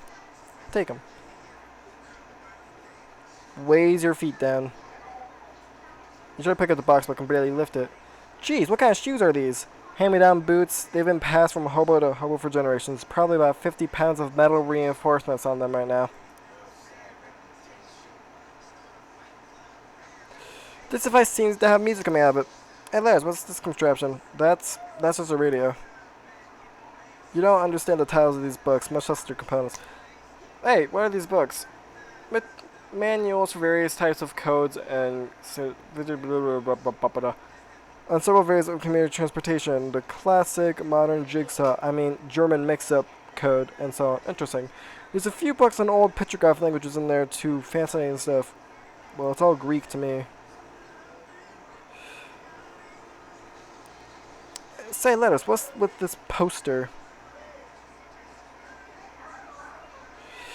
Those are some general purpose hobo code graphs I'm working on. There's a bunch of them that are blacked out though. Yes, well, they're still experimental, so I decided it would be wisest to take some precautions. You got a lot of notebooks here, letters. Yes, all my notes are all my notes on hobo code, more notes on codes and languages in general, as well as my studies on radio, telepathy, telegraphy, and telephony. I think my aunt's recipe book is in there too somewhere. Did you write all these in code? I can't make out a single word. No, that's just my handwriting. That's a telephone machine that we scavenged when they shut down one of the local post office branches for cutbacks. We've preached in the local telegraph work so we can communicate with some other hobo communities. That's some really heavy duty equipment. Between this and the naval cipher thing, this is some heavy duty equipment, Governor. Yes, well, I'm not at liberty to discuss it in detail, you understand, but source lines of communication are going to be quite important if Johnny's plans are to go through to fruition. Well, not I'm interested, sorry. You'll have to talk to him about it yourself. This hobo's wearing a homemade tinfoil crown. Oh, there you must be Hobo King. The crown gave it away, I presume. Yep. Well, you are absolutely correct. I am the Hobo King. Though, to foster a more familiar air, I permit my subjects to call me Johnny. Nice to meet you, Johnny. I'm Aaron. What can I do for you? I got some questions. Can you teach me some hobo code? Yes. According to the hobo code, I am, of course, to oblige to assist, but first let me test you. Convince me of your worthiness, and I will grant you. Bamboozle! You know, to be honest, it doesn't matter. I already know all the hobo code. In fact, I should be teaching you. Testing you. Oh, really? Okay, how shall I go ahead? What's the symbol for public bathroom? Oh, that's a simple one. It's a... Hey, you won't scam me that easy. You're trying to get me to tell you it's a rectangle with a crescent moon in it, so you can pretend to knew all along. Well, shucks, you got me. Guess you better ask me instead. So what is the symbol for public bathroom? I think it's a rectangle with a crescent moon. Huh. Well, you got it right, so I guess you earned a boon. Great. King Johnny takes out a small notebook and writes graphs on it and hands you the page. What's this? This is hobo code symbol for boon. One of my favorite jokes. I wish I got to use it more often. Hobo code knowledge increased. Where are you from?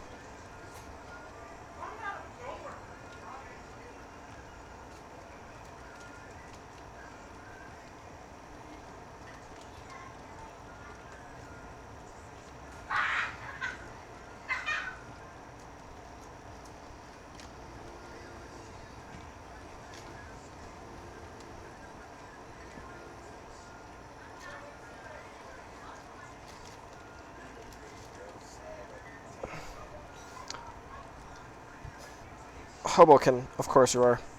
Letters says you're working on some kind of secret plan. Oh, he did. He wouldn't say what it was, though. Certainly not. The information is mine alone to divulge. Well, will you divulge? You are practically a stranger. I apologize, but I cannot jeopardize our security. Shucks. Hello there. Well, hello there, dearie. I don't believe we've been introduced. I'm Veronica.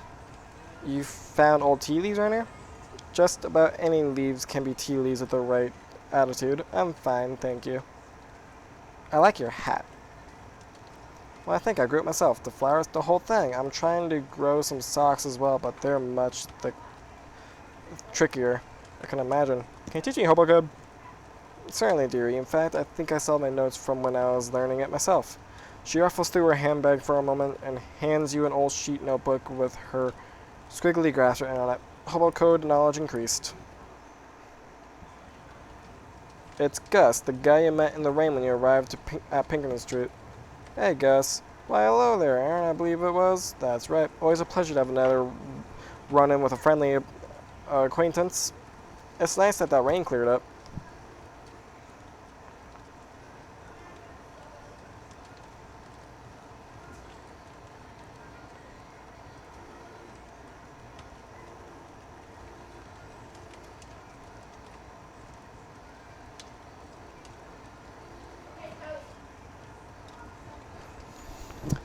It is nice. I do enjoy the rain, but I also enjoy dry clothes. So you're the kind of guy that's comfortable in any sort of weather, eh? Yes, I do my best. Can't stop a rain cloud by crying. After all. And in fact, when you get right down to it, pretty much anything that happens to a person can be considered weather of a sort. Huh, that's real philosophical. Old Gus says if you can find the pleasure in any circumstance, then you'll never be a suffer or there'll never be a suffer or misfortune. Gosh. Can you teach me Hobo Code? Ah, you're a student of letters. And of letters. I'll be glad I'll be at. Hobo Code increased. Thank yous. Hey there, Daisy, right? That's me. And your name was, Aaron. Got it in one.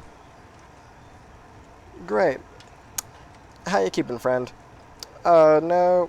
No complaints. That'd make any sense to describe. How you liking the camp?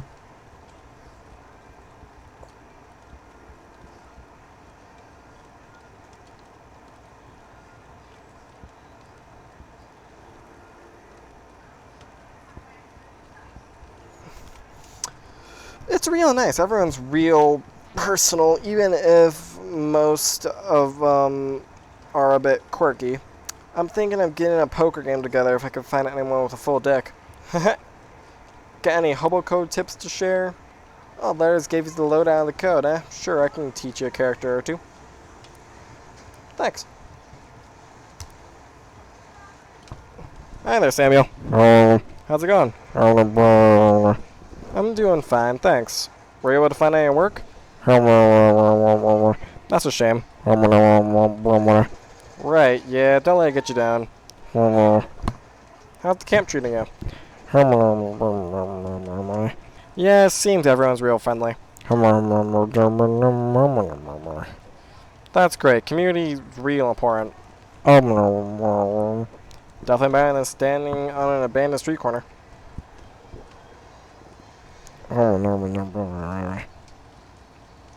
I don't suppose there's any chance of a punchline where you suddenly say something really elaborate and completely understandable, is there? Yeah, just checking. Do you have any hobo codes to share?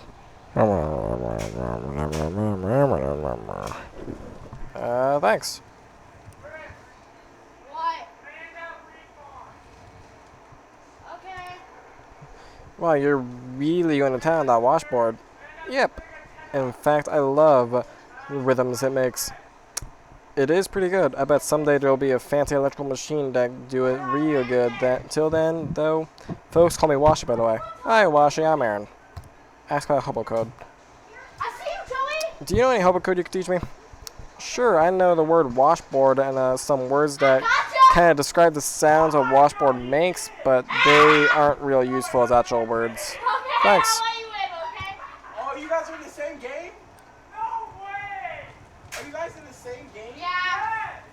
Wait, Joey, come back here. Did you just shit on him? You gain an effect, Joey, come warm back here. hands. +3 cold armor. Come back here. Hey, Justin wants to see.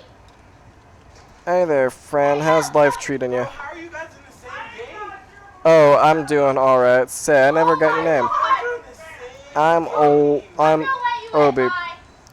Likewise, Obi. I'm Aaron. How's the camp? That's a good Well, it's fine, but most of the fellas have got all kinds of stories about their travels, and it occurs to me that maybe I ain't done enough of that. Huh? Feeling a little wanderlust? Well, now maybe I wouldn't put it quite that strong. Let's say a wander thirst. You want to tag along with me? Oh, crap. I'll get you. Oh, no way. I got in the same game as my... No, that's crazy. My weird new job's interesting, spooky antique seems to involve a fair amount of travel. Well, now you're a pretty cool cat, and that does sound interesting. Alright, I'm in. Okay, Joey, but... Are we heading now, or did you want to wait for me someplace? Wait for me at Oliver's place. That's actually pretty crazy. Want to get one? You want to get one? He's over there. Probably shouldn't mess around here, you'll wake people up.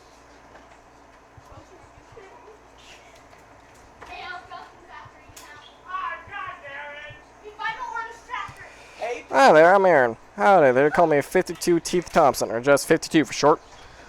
1 second, guys, I'm gonna be right back. I'm going to the bathroom. I just realized you cannot see me. Alright, everyone. We're back after a couple hours. I didn't realize that my camera was only seeing this. My camera, instead of being on top of the laptop, is below the laptop. Which is really fucking weird. But anyway. We're getting back into it.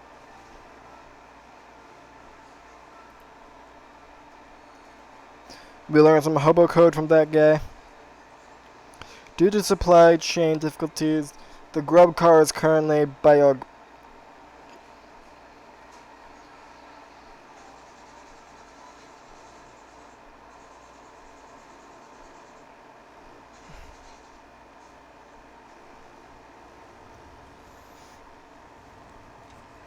I'm pretty much proficient with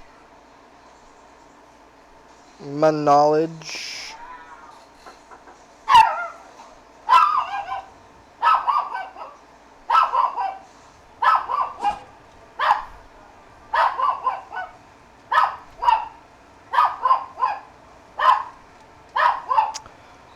Two goblins wearing shorts with suspenders are carrying, you know, those marching band things. They're like an upright harp, except instead of strings, they have metal xylophone bars? Those things. Chris. Anyway, those goblins are carrying those, and they interrupt you. Hi, hello. Hi, what's up? You are treading on territory of the Glocklins in... Am I? I don't know what a Glocklin is. V are Glocklins. V both. V are the toughest all-street gangs in Ocean City. What do you think about that? Are they Russian?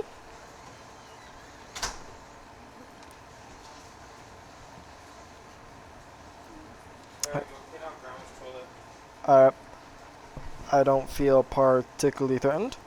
That is totally incorrect. I like your xylophones, though. What xylophones? These are Glockenspiels. Definitely Russian. That we have.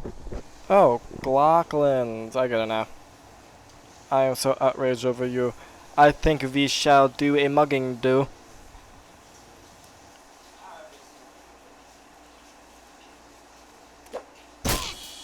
If anybody speaks Russian, let me know if I butchered that completely or not. Or I guess I don't even speak Russian, just if anyone knows Russian.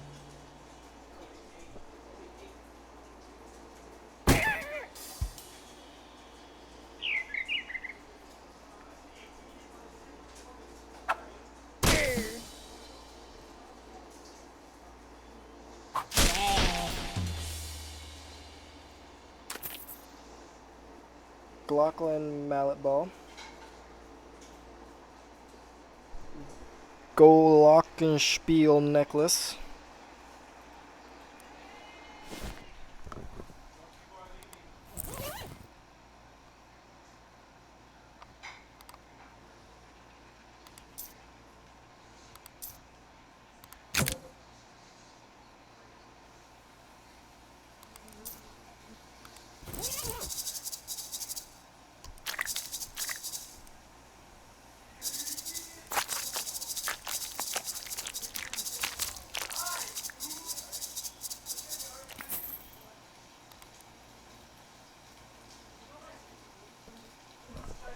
Awesome.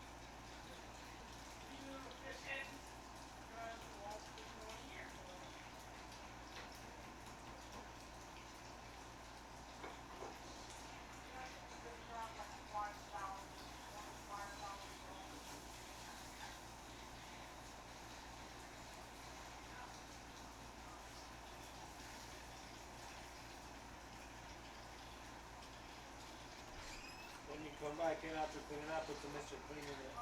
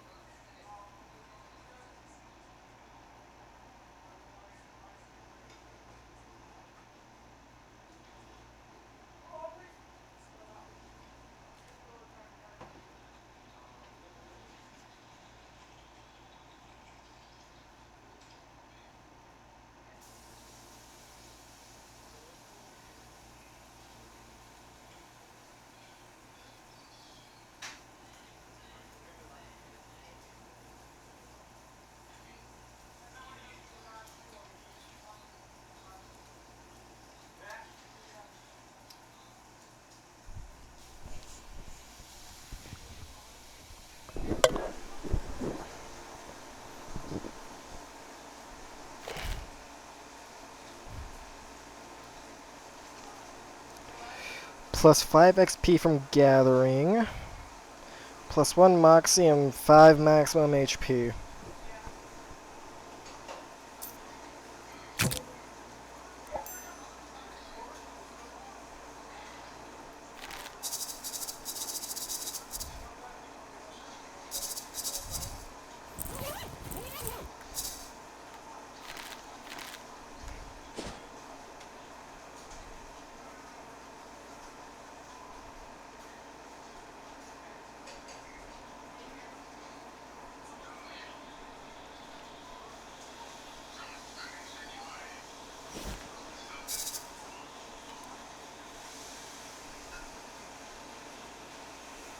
Would you take a beating instead?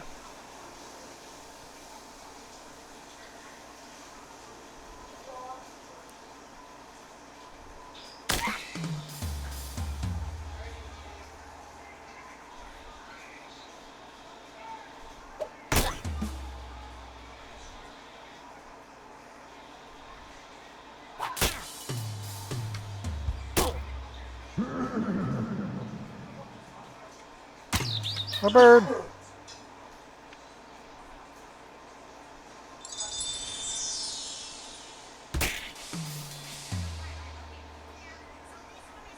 How do you kneecap a bird?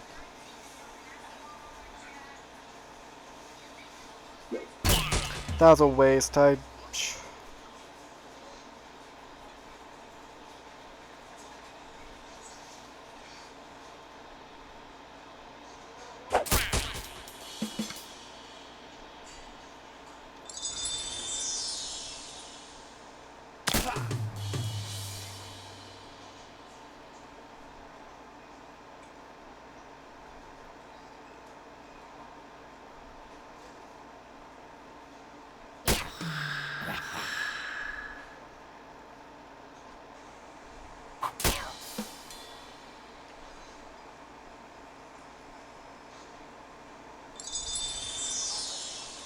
Not the goon! Not my kneecaps!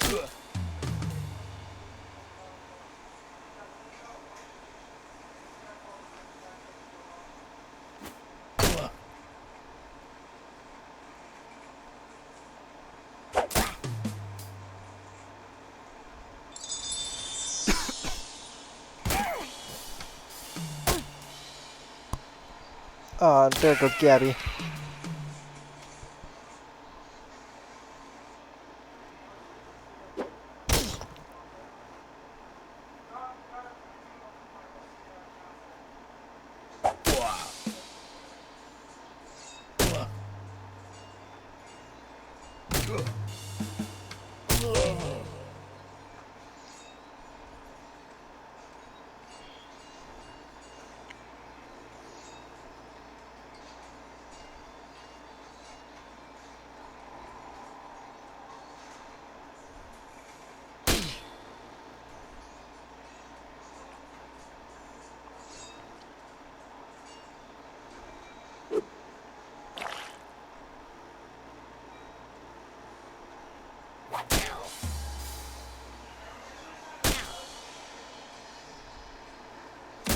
My goon!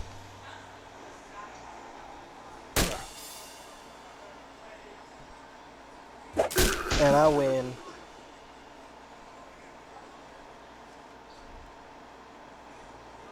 Dang, that was pretty impressive.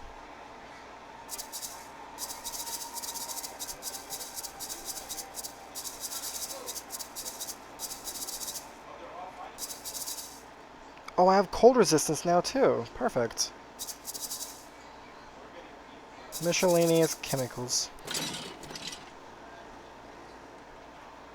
Oh. Adds +1 hot armor to a pair of pants.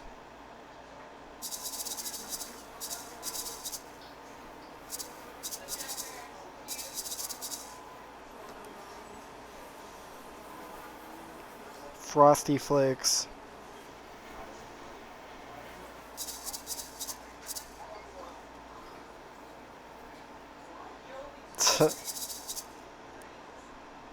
Refrigeration coil.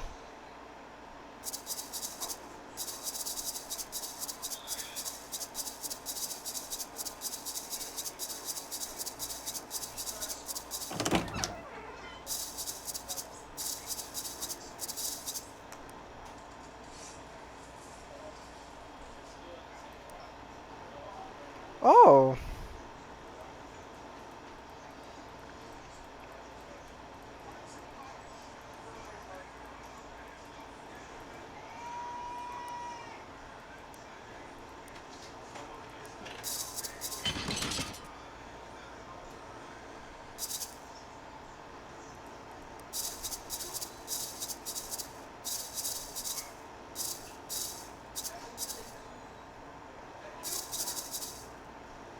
It's all there. It's all there. Oh shit, it's a curse!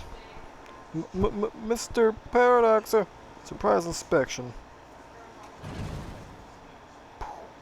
Oh, curious.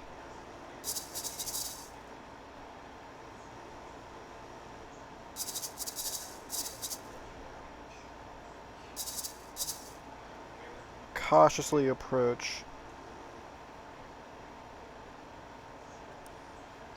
Aaron Rhodes, what's wrong with your hat? I'm sure I don't know what you're talking about. It's all spooky-like. And it's cutting holes in the world. I have no time for this nonsense. Mr. Gluck?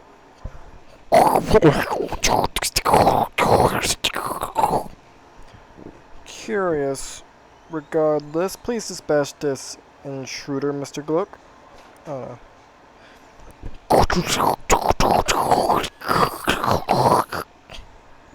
The top hat guy gives a tart nod and leaves the same way he came in a horrible weird spiral of negative space. The weird shadow monster that was once a person turns to face you.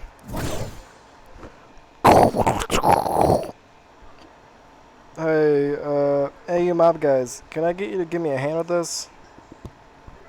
Considering this newly terrifying Mr. Glock is between us and the exit, seems like we don't got a choice.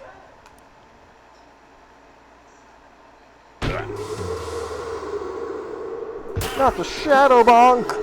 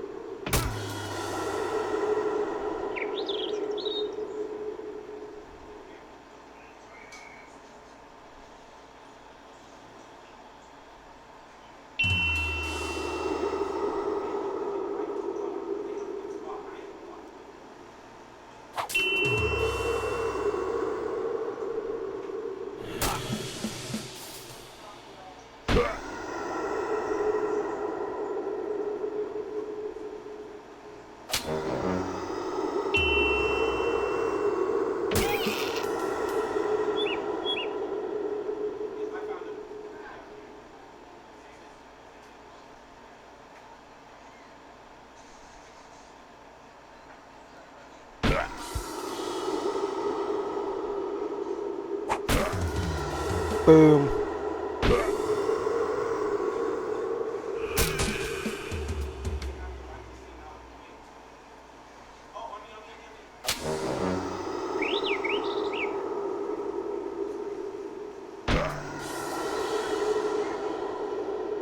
Stab.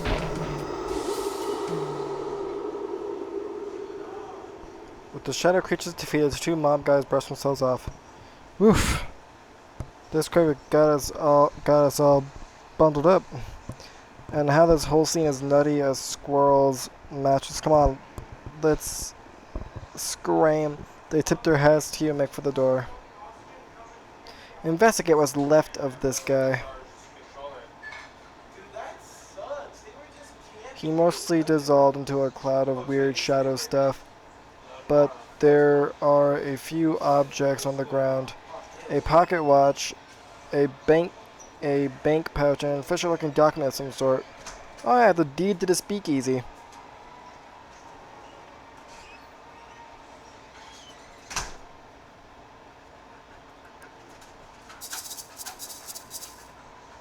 The booze looks dangerous, and it also appears to be tainted with some kind of sinister energy.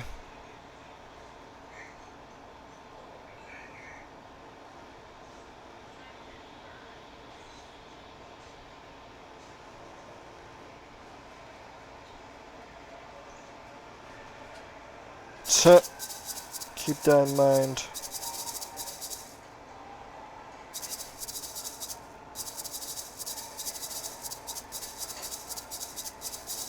I could have messed with the crane to drop it on the guy.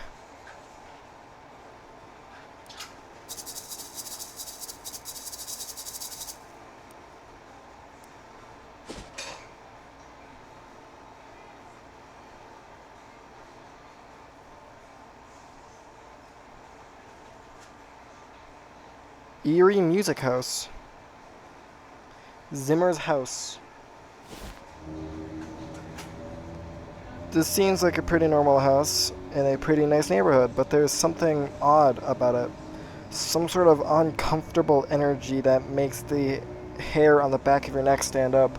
Maybe something to do with that weird droning tone you hear from inside, like a pinned inhuman moan, constantly raising in pitch. You knock but hear no response, so you nose your way inside. That eerie sound is even louder in here. It seems to be coming from upstairs. Also, the owner's interior design is a little strange. Got a perk. +1 range damage attack, but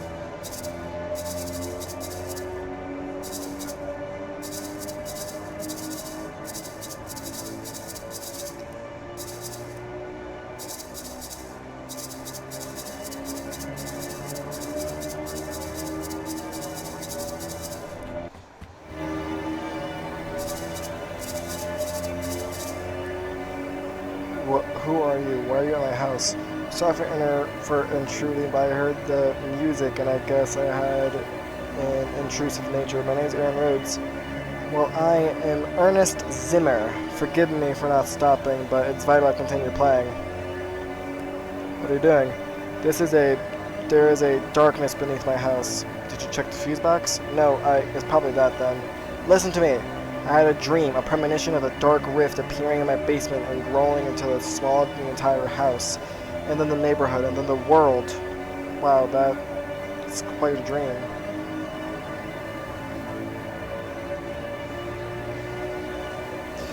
It was not a dream. I went downstairs to check the basement. There is indeed a rift. As of now, it's still small. I must keep playing the cello to prevent it from going any larger. How does playing the cello help? The bass vibration reverberates downward and is focused by the circle of furniture downstairs. This inhibits the rift. I don't really get it, but okay. Are you a psychologist? A psychist or something? No, I am only a cellist. I cannot explain how I knew this would work. Okay. Do you mind if I have a look at this rift? Very well, I cannot blame you for wanting to see it with your own eyes. You will have to reach into my pocket and take the key to the basement for yourself, as it will require both hands to play. Okay. Please don't get too close to the rift.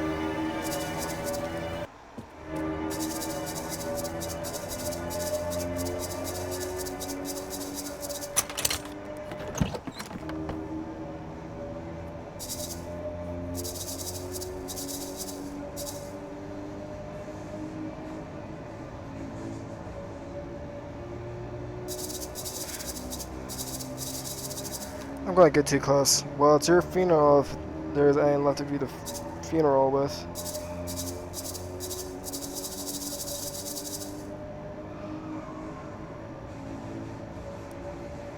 Nothing on this except a few dusty old jar jams.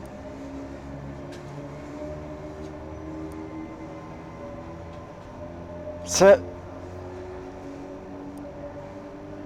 Hey, I got a fuse. Don't know what I need that for.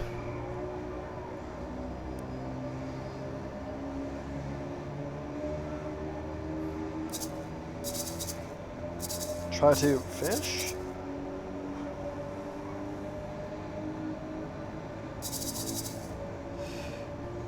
Glob of tar.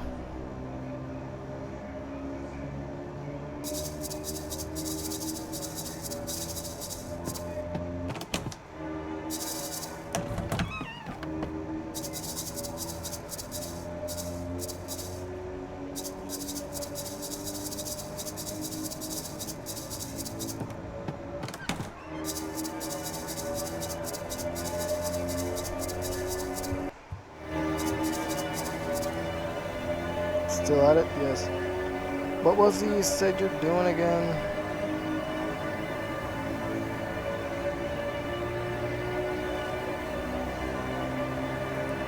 I figured out what you mean.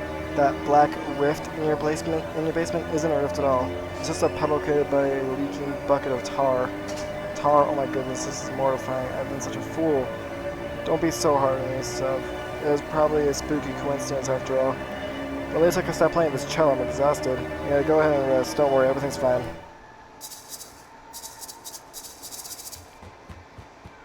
Oh no, maybe convincing Zimmer to stop playing his cello wasn't such a good idea after all.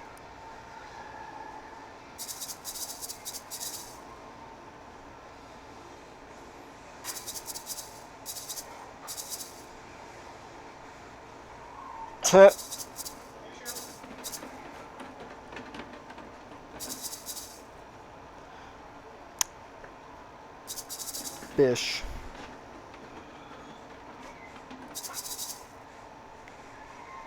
Eldritch Mist. Bubbling black sludge.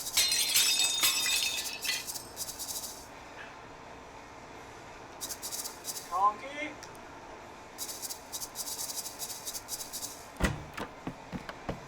Oh geez, That sure is a dark rift in space over there, just like Zimmer was afraid of. Looks like the tar was just a coincidence, unless it was magic shadow tar or something. It probably wasn't magic shadow tar. Well, nuts. Well, yep. You find yourself in an infinite black void. Or well, it looks like an infinite black void, but you have an uneasy feeling that your brain is only showing you an infinite black void because it doesn't want to try and process what this place actually looks like. It feels weird.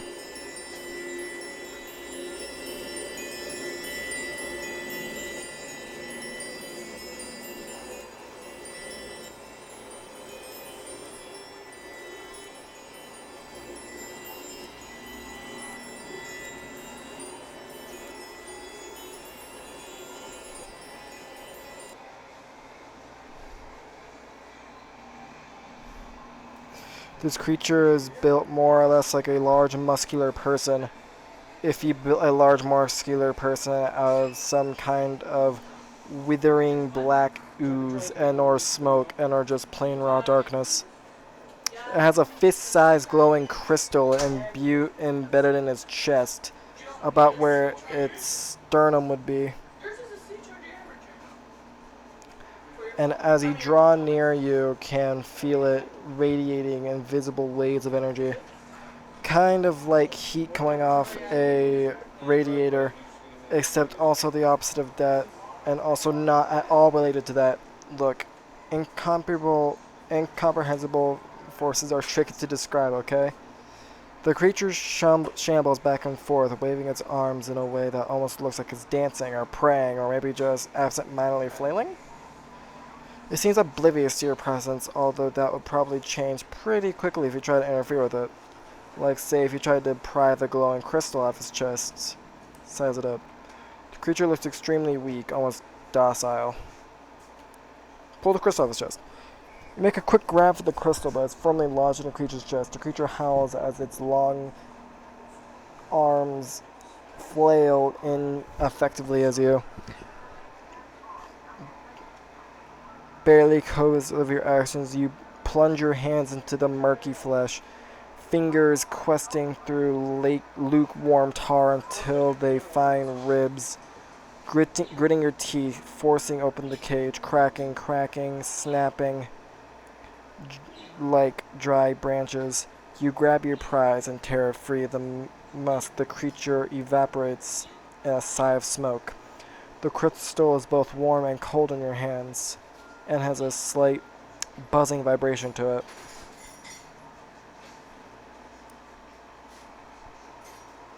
Yeah, something tells you that this crystal is very important, as well as being really shiny and pretty.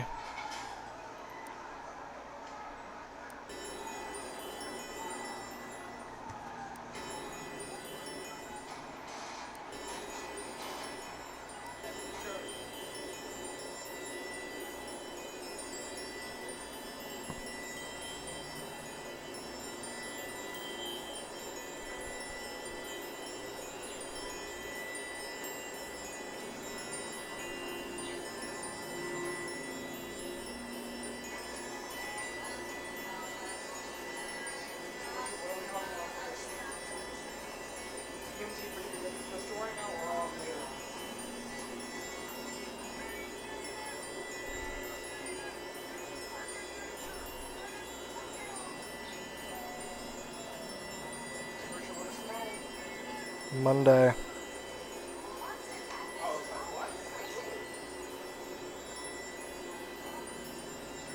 Join the squad too, Justin.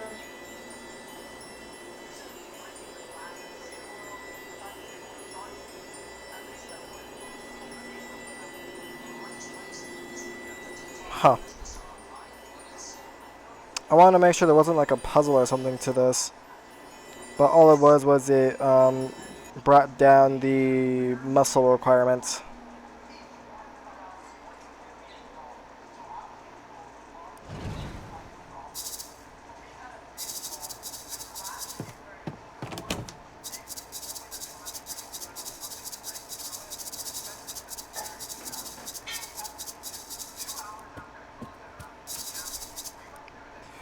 Hey, Ernest, I have bad news for you. Check out this neat crystal I found. What is that? Where'd you get it from? It was inside the rift. It makes me uncomfortable to look at. Can I have it? No, it's mine. You found it in my house. It was in another dimension. Another dimension inside my house. I have bad news for you. Remember how I said everything was fine? I do remember that, yes, and you telling me are you telling me that you were incorrect? Let's just say that your house is incredibly haunted now. I should not have trusted you. We were both fools. Did the rift open? Yeah. No, no, what are we gonna do? Don't worry, I'll think of something.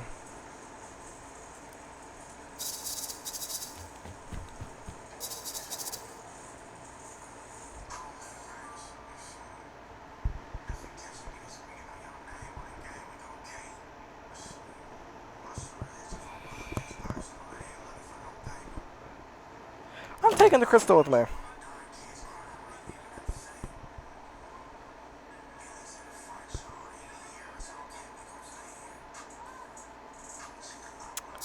Whoops. Oh well.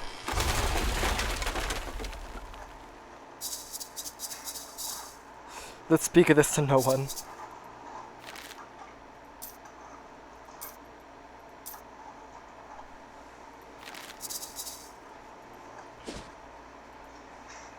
No house.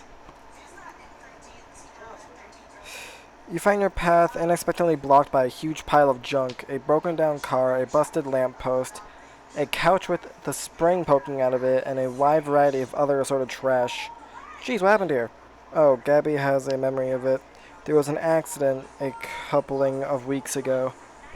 That car had a tire break and smashed on a lamppost. That explains the car and lamppost, but why are they still here, and what's with all the other junk? City trash takeaways are all constructors now, and who wanted to pay for it? Nobody, so the car waits there, and people put junk there because this place is where junk is. Huh, guess I'll go around it. No, no, not in the street, that's dangerous. Look at the lamppost for what the car can do. Well, sure, but the traffic isn't better now, and here it is not any problem. Gabby starts picking up junk, stacking it away, clearing the path through the middle of the pile. Thanks, Gabby, but that's not really heave. Ha! With a mighty shove, Gabby knocks the wrecked car over on its side and wrestles it into a parking spot. Wow. Gabby's muscle increased by one. Bet. Gabby sure showed that car where a car goes. Yeah, if this antique thing doesn't work out, you could get a job threatening to park people's cars for them.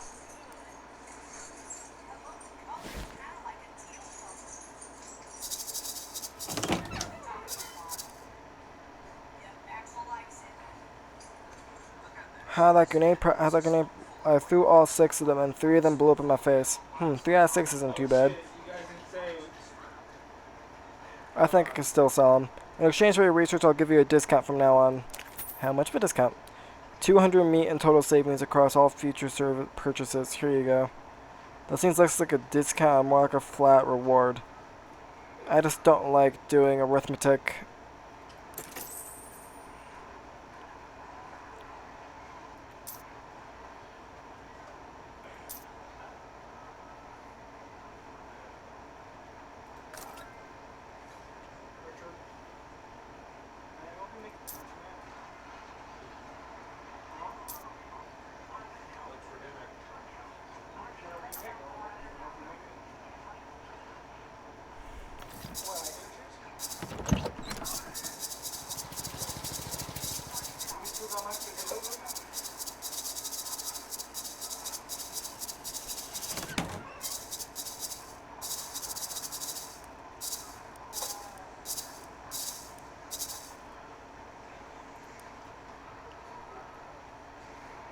News hunt. You gain extra XP for learning things from the newspaper article archive. Bet.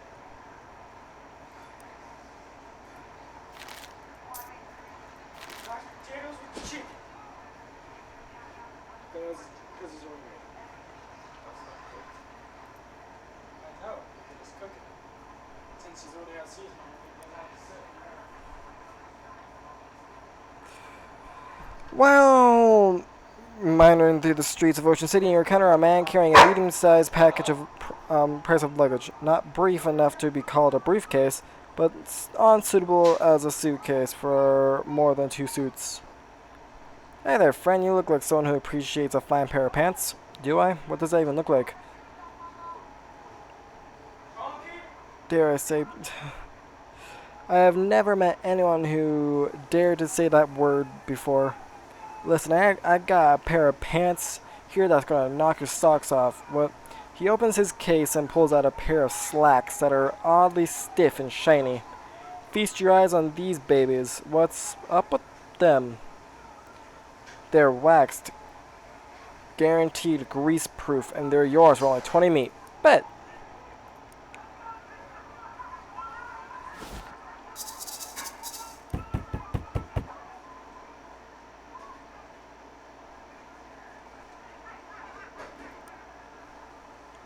I want to ask you about the punker. Alright, you better come in.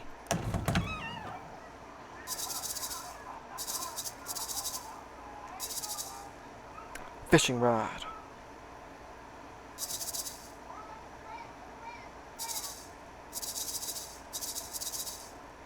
Examine the lamp. It's a simple device, a glass vessel filled with whale blubber with a wick stuck in it. Blubber lamp really rolls off the tongue though. Just a really delightful phrase. Say it. Blubber lamp. Delightful. Say it again. Blubber lamp.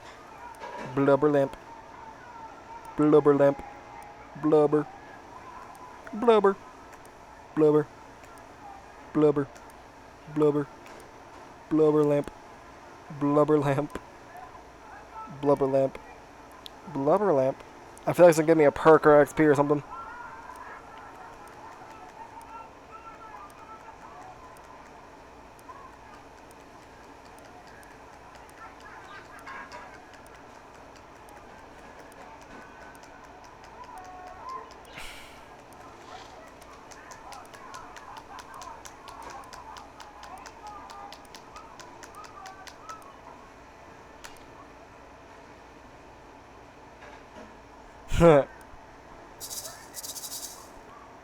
An elderly gray cat nervously washes itself in the corner.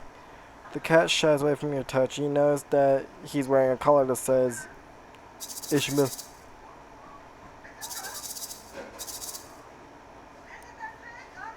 Any chance I can just take this? I ain't mine. I think the cat dragged it in.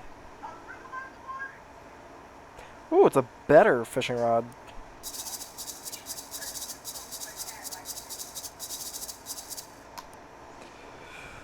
What you want? Well, from Ocean City, Watchful Eye. I'm from the Ocean City Watchful Eye. You know the newspaper? Don't trust newspapers, nor newspaper reporters either. Well, nor otters. Fortunately, I'm only one of those 3 things. Can I ask you about the perk hood? Ain't nothing to say. Storm blew up unexpected. We hit a funny rock. All hands lost. That was decades ago. Why bothering me now? Well, it's a slow news day. What was funny about that rock?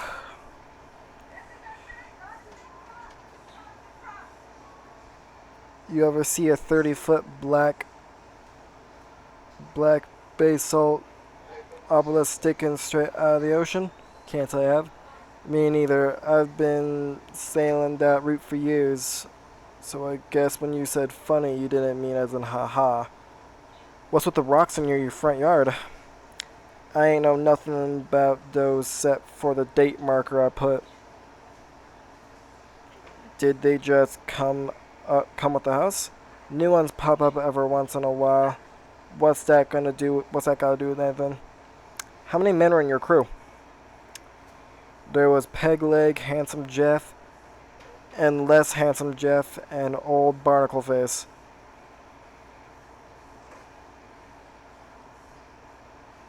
And the other one, so 5. What was the 5th sailor's name? I ain't recall. He was new, just signed on for that last voyage. Didn't talk much. Eerie fella, to be honest. Eerie.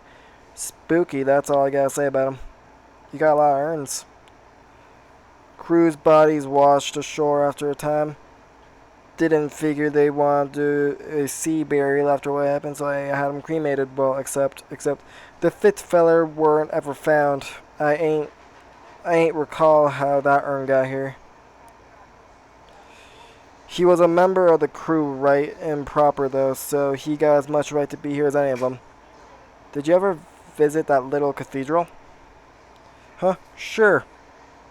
Used to go and pay my respects once in a while. Back before my knee started acting up. Got plenty urns to talk to right now though. Huh. You talk to the urns? Yep, we shoot the breeze. Relive old glories and such. You say that if they talk back. They do, and I can see from your face you don't believe me. So you can go ask them yourself, landlubber. I guess I'll have a chat with your urns then. Fine, but if you got any more questions for me, ask them now. I'm tired of all this chit-chat. I'm done asking questions. Thanks. Fifth sailor. Barnacle face. Peg leg Johnny. Hello? The urn doesn't respond. Anybody there? Imitate the captain's voice. You look and make sure the captain is asleep, then mutter grumpily into the urn. Yar, dare, Johnny. Ye can speak freely now, sailor. I got rid of that no-good landlubber. A muffled, youthful-sounding voice replies. Yar, captain.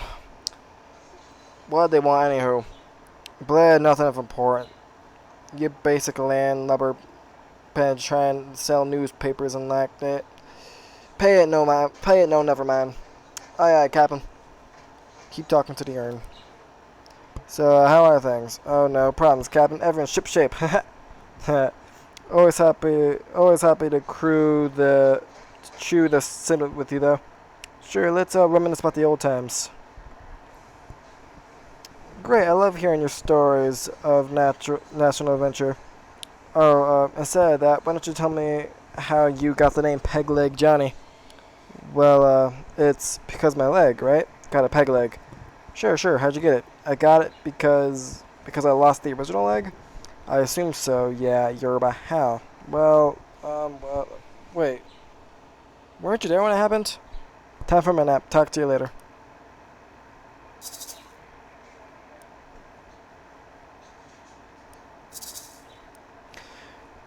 So, how ye be doing there, handsome Jeff? Smooth sailing, Captain. You feel like talking over old times? Sure, I mean, why not? Alright then. Which particular yarn from your past have we got on your mind? Actually, let's talk about you. Me? The fella next to me is less handsome, Jeff, eh? Is this judgment of ye relative label? Literal, or is it more of an ironic resolve sort of deal? You never, wait a minute. Don't you remember what we actually look like? Oh yes, of course I do. Gotta go, bye. Anything on your mind, Captain? Well, like what? I don't know. Just if you wanted to be nostalgic about old times or anything. Alright. So, oh, right, those old times, right? Sure, right you are, Captain. Those old times we had together. We sure did, many of them. Anyway, I'm glad we had this talk. Everything going alright? Aye, Captain. Nary a clown guy. Good, great. Are you in a chatting mood? Sure, Well, you know me, Captain, a man of few words and all. Happy to listen, though. Alright, well, actually, I was wondering about your name there, Barnacle Face? What about it? Well, I was just wondering why. I mean, of course I know why, but, if you have any insight into. I mean, you never actually said that you'd never asked before, so I thought you already... Right, yeah, absolutely already. Anyway, if you're not comfortable discussing it, it's fine. Yeah, okay, yeah. Good. You're fifth sailor. So, sailor, how's it go? I would ask what's new, but, er, you're not a talkative one, are you, matey? I suppose you never were come to it. So, well, as you were, Dan, I can use some smokes, Captain. What? Smokes. Smokes and cigarettes? What does an urn want with cigarettes? Well, alright then. Just leave them on the table like usual, please. Good thing I've just bought cigarettes. You put the cigarettes on the tray and quickly hatch a plan. Approaching the fifth urn, you put on Captain Dutch's voice again. Alright, matey, your smokes be upon the table like you wanted. Appreciate it, Captain. Then you hide behind the captain who was snoring in his chair. After a time, the bookcase slides aside, and an on-scene, shifty-looking guy pokes his head out and glances around. Then he tiptoes over the table, picks up the pack of cigarettes, and returns it to the secret door. The bookcase slides shut behind him.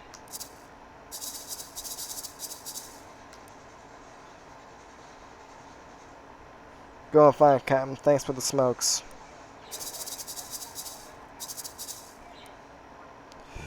You push the bookshelf aside, but it's locked in place. There must be a catch. I mean, literally.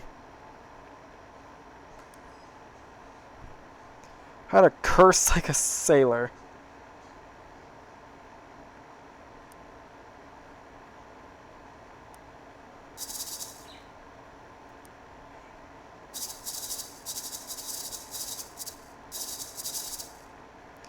Hey, what are you doing? And were you seriously about to ask me what I'm doing in here? Yeah, even as I was saying it sounds stupid. How'd you find me? I hid and watched you when you came out for your smokes. Oh, that was you, huh? I thought Captain's voice didn't sound quite right. So what's the deal? Well, it's basically just what it looks like. It looks like you're hiding in this old man's house to rob him while he sleeps. In that case, it's not at all what it looks like. I'm listening. I'll admit at first I was planning on robbing him. I figured an old sea captain must have secret treasure, right? He wasn't a pirate. No, it turned out he's just a lonely old man with nobody to talk to except, well, his old sailing buddies. So I started hanging out back here and chatting with him through the wall. You didn't find it strange? He was a little spooked at first, but once I'd gotten a handle on how the different voices should sound and learned enough to keep up with the anecdotes, he relaxed. It was nice to have someone to talk to, even if the situation's kind of weird, right? So that's all? You do this just because you feel sorry for him? Well, yeah. I won't pretend I don't like having somewhere to stay rent-free. And his position from the shipping company is pretty good. And this short-term memory is kind of bad. So he doesn't pay much attention to the fact that he's buying food for 2 people. He's a good guy, and it's an easy life. Don't screw it up for us, okay? Wait. What's it to you, anyway? I'm here about the stolen urn? Oh yeah, that was probably a mistake. He mentioned the 5th sailor a few times, so I thought he might like to have the whole crew together, you know? So I lifted a random urn from the little chapel to fill the spot. It seemed like a good idea at the time. The lantern needs it back. Okay. It'll be weird if it just vanishes, though. Can you swap it for another one? The captain doesn't open them, so he won't notice that there's no ashes in it. Fine, I'll see what I can do.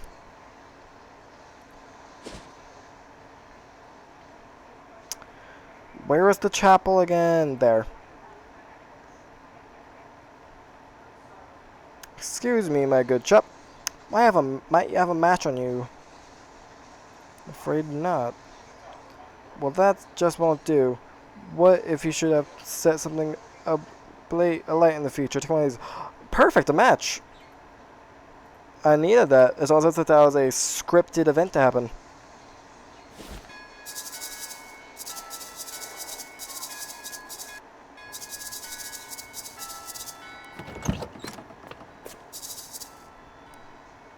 Hopefully this doesn't preclude you cursing the darkness later, if you feel like it.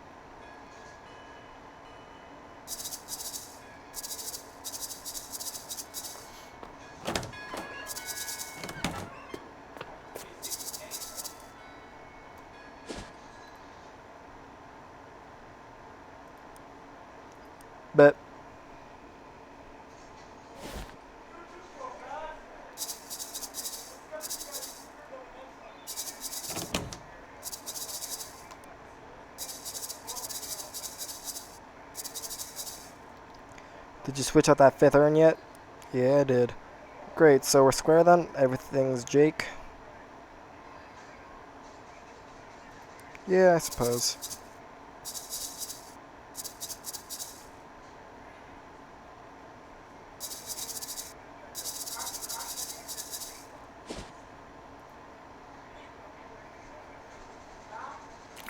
God damn it. An elderly man with thick eyeglasses shuffles up to you with a determined expression. Before you can react, he shoves some meat in your mouth and shouts in your ear, Operator! Operator, get my worthless son on the line. Mister, I'm not a payphone. That's what the last payphone said. I'm not buying it. Let me talk to my son. Bzz, bzz, bzz. I'm sorry, sir. The line is busy. Please try again later. Bruh, probably gabbing with one of his lousy girlfriends.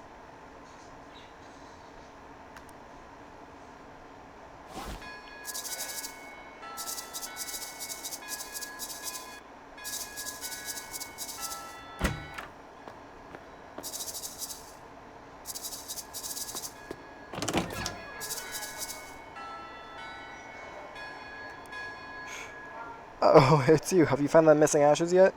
I did. Here you go. Wonderful. I'll get this polished and reinstalled right away. Blessings upon you, my child. In fact, let me make that blessing literal. I have some holy water and Saint Polycarp here somewhere. Here we go. What's this do? +1 muscle. Unfortunately, we don't know his name, but he was a sailor who washed ashore near here after a shipwreck. Some of the locals took him in, but he didn't survive the night, poor fella.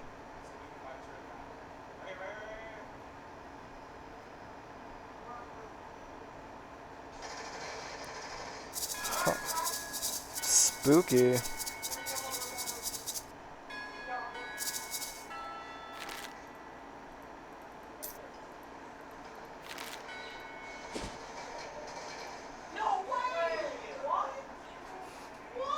A fast-talking salesman approaches you and starts his pitch before he can cross. Say, would you like to purchase a set of Eclipse? No, God, no, no, absolutely no, no. I thought I might say that. Understandable, but what if I told you that this was no ordinary... Do you think there's something you're likely to tell me? So likely as to be certain. Step a little closer, would you? You would. Take a step towards him. He opens his trench coat to reveal a set of dog-eared paperback books. This is no collection of boring facts. This is an encyclopedia of blue humor. A multi-volume collection of lewd and luxurious, a truly sold. It's a set of dirty jokes. Precisely, and it's yours for the absolutely low price of 200 meat. This item will grant upgrade Sleaze armor perk.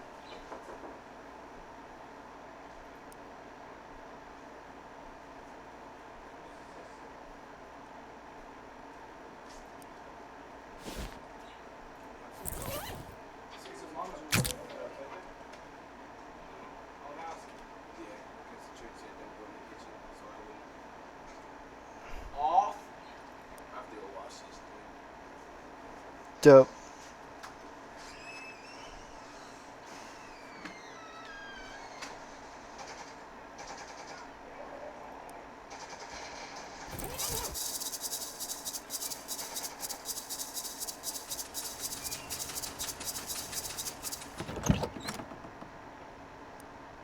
It's you again. You find Oliver? Yeah. Huh. That's the same like it. Oliver is gone. The handoff went extremely badly. Yeah, that too. You go over the events at the fridge factory. Fancy Dan makes a variety of faces at various points in your story because Fancy Dan's a good listener. Oliver is carrying this with him. Says here that ownership of the speakeasy is automatically transferred to whoever has physical possession of this deed. Huh, is that legal? No, this is legal. Yeah. I guess you're my new boss, baby. Let's have a drink to mourn the old boss and have another one to celebrate the new one. Good idea. I guess we gotta change the name since, well, Oliver's place is no longer Oliver's place. Suppose I might be right. Let's call it Aaron's place.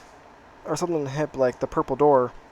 Or something insensitive like Aunt Granite, I don't know. I like the sound of Aaron's place. I like it. Now to business. To business! We make the beer in-house, so that's safe. But we're out of everything else, and based on your story, I'd say the stuff at the factory isn't safe to use. Yeah, if you can find booze or mixtures, or you can just bring it back here. Any idea where that would be, where I get started with it? No, but you might check with Barney. Barney? Dan points to the milk guide at the table at the wall. He doesn't see very well, but he's got a nose for news and a sixth sense for booze. He might know where you can find what we're looking for. Order a drink.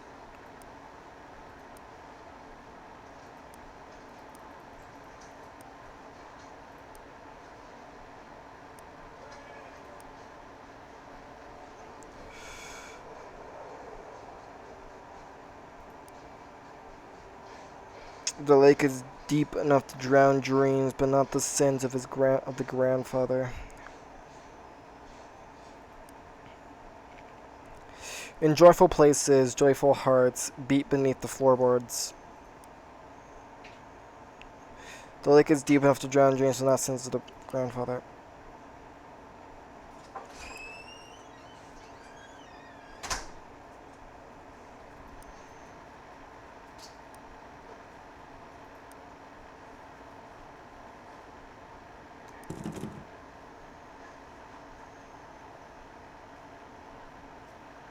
There's a hobo code carved into one of the tiles here.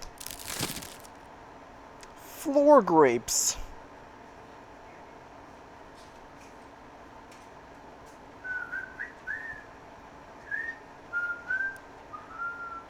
I found some floor grapes. Floor grapes, eh? Well, when life gives you floor grapes, make floor wine, baby. Sounds like a plan.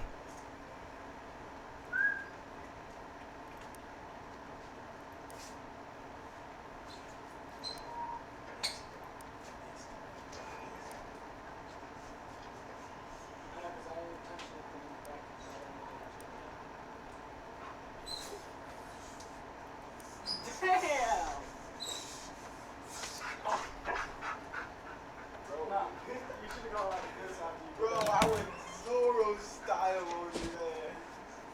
30-foot style. I went Zorro style over there.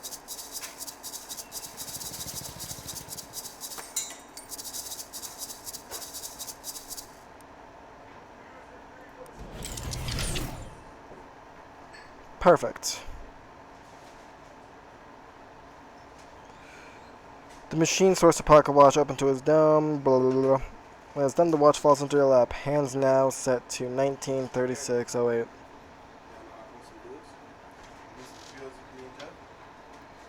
Maybe.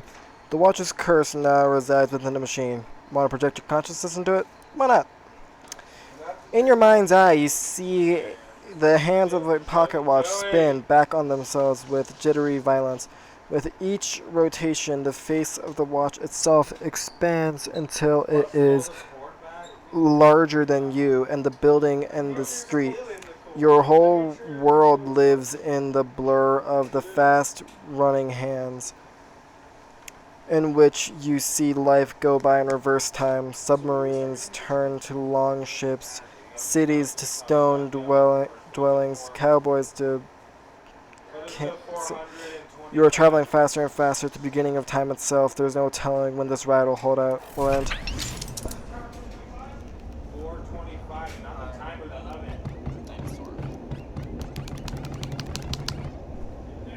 And then just let it heat up.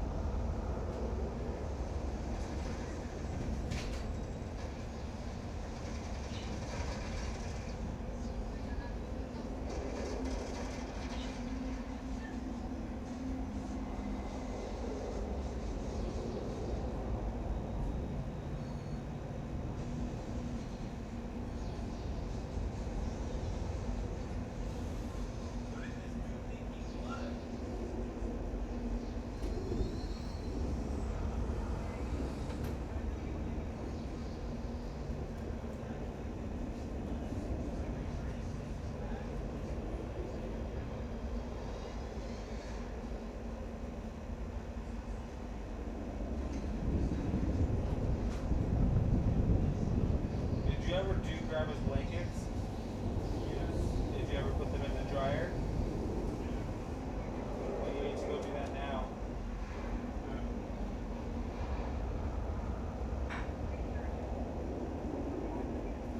Then if you want to make me smoothie later, I'll sell you a tablet for $1. They're not the same thing. They're the same.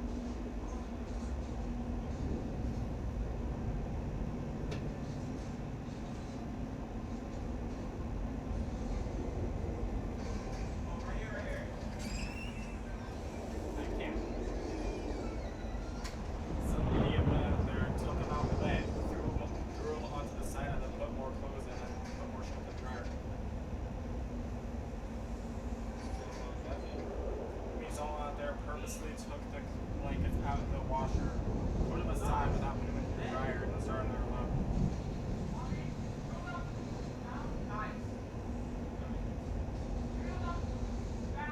I don't know where her sheets are at, just her blanket.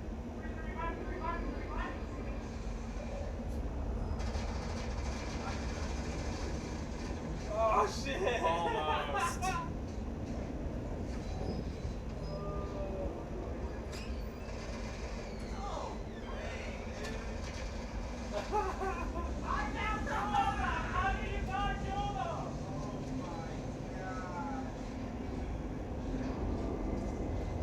That was pretty funny.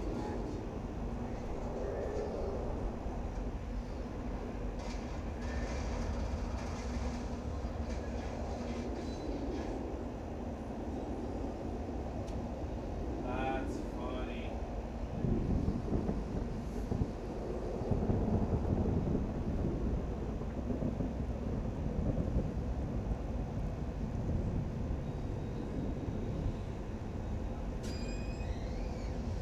Alright, so that's my last worst I thought. Someone threw in a load of a mixture of grandma's clothes and what looked like yours. Just a bunch of random clothes they threw in. And then put it in the jar. So it was either Joey or Chris.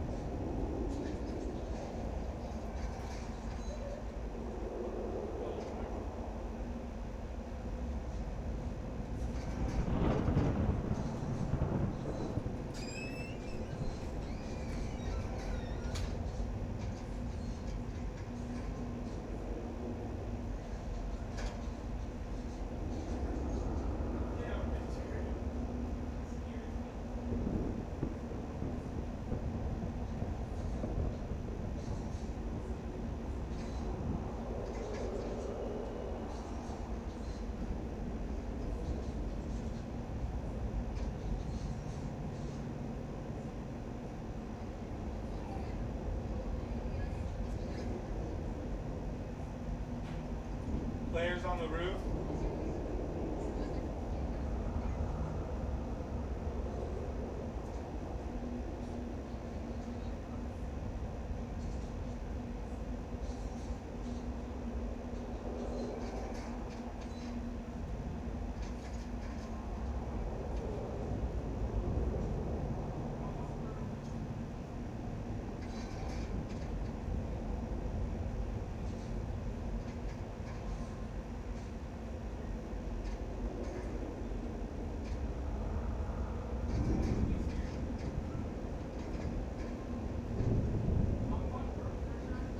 I thought I saw somebody here.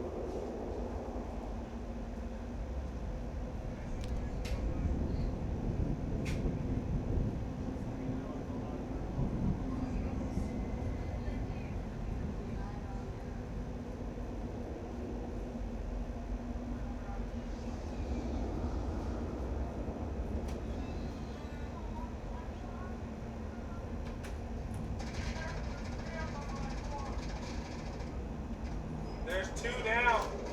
On me. On me, boys.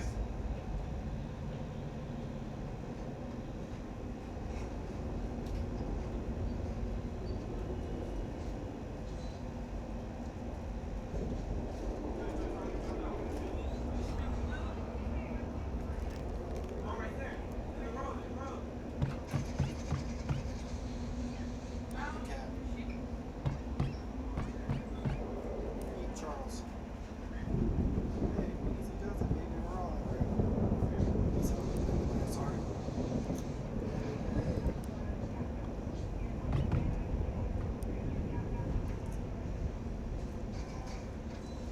Oh, it's my dexterity. It's not a sword.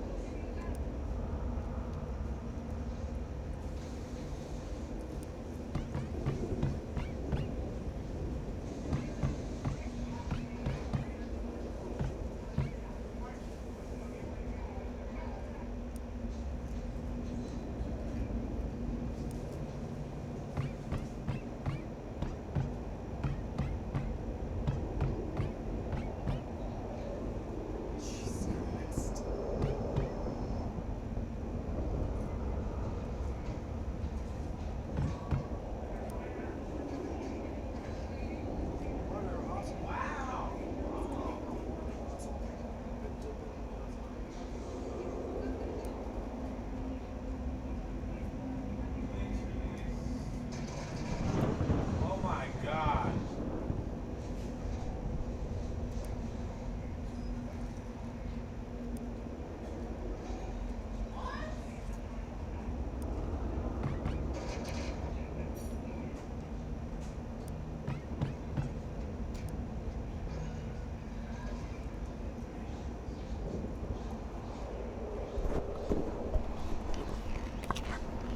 What strangeness affects thee? Never mind, the sun transcends the horizon, How do I go put the chicken on? and I grew ever the more in need of thy assistance. Understood whilst you sleep under this roof, thou art my logger, and our signature on this paperwork is by me required.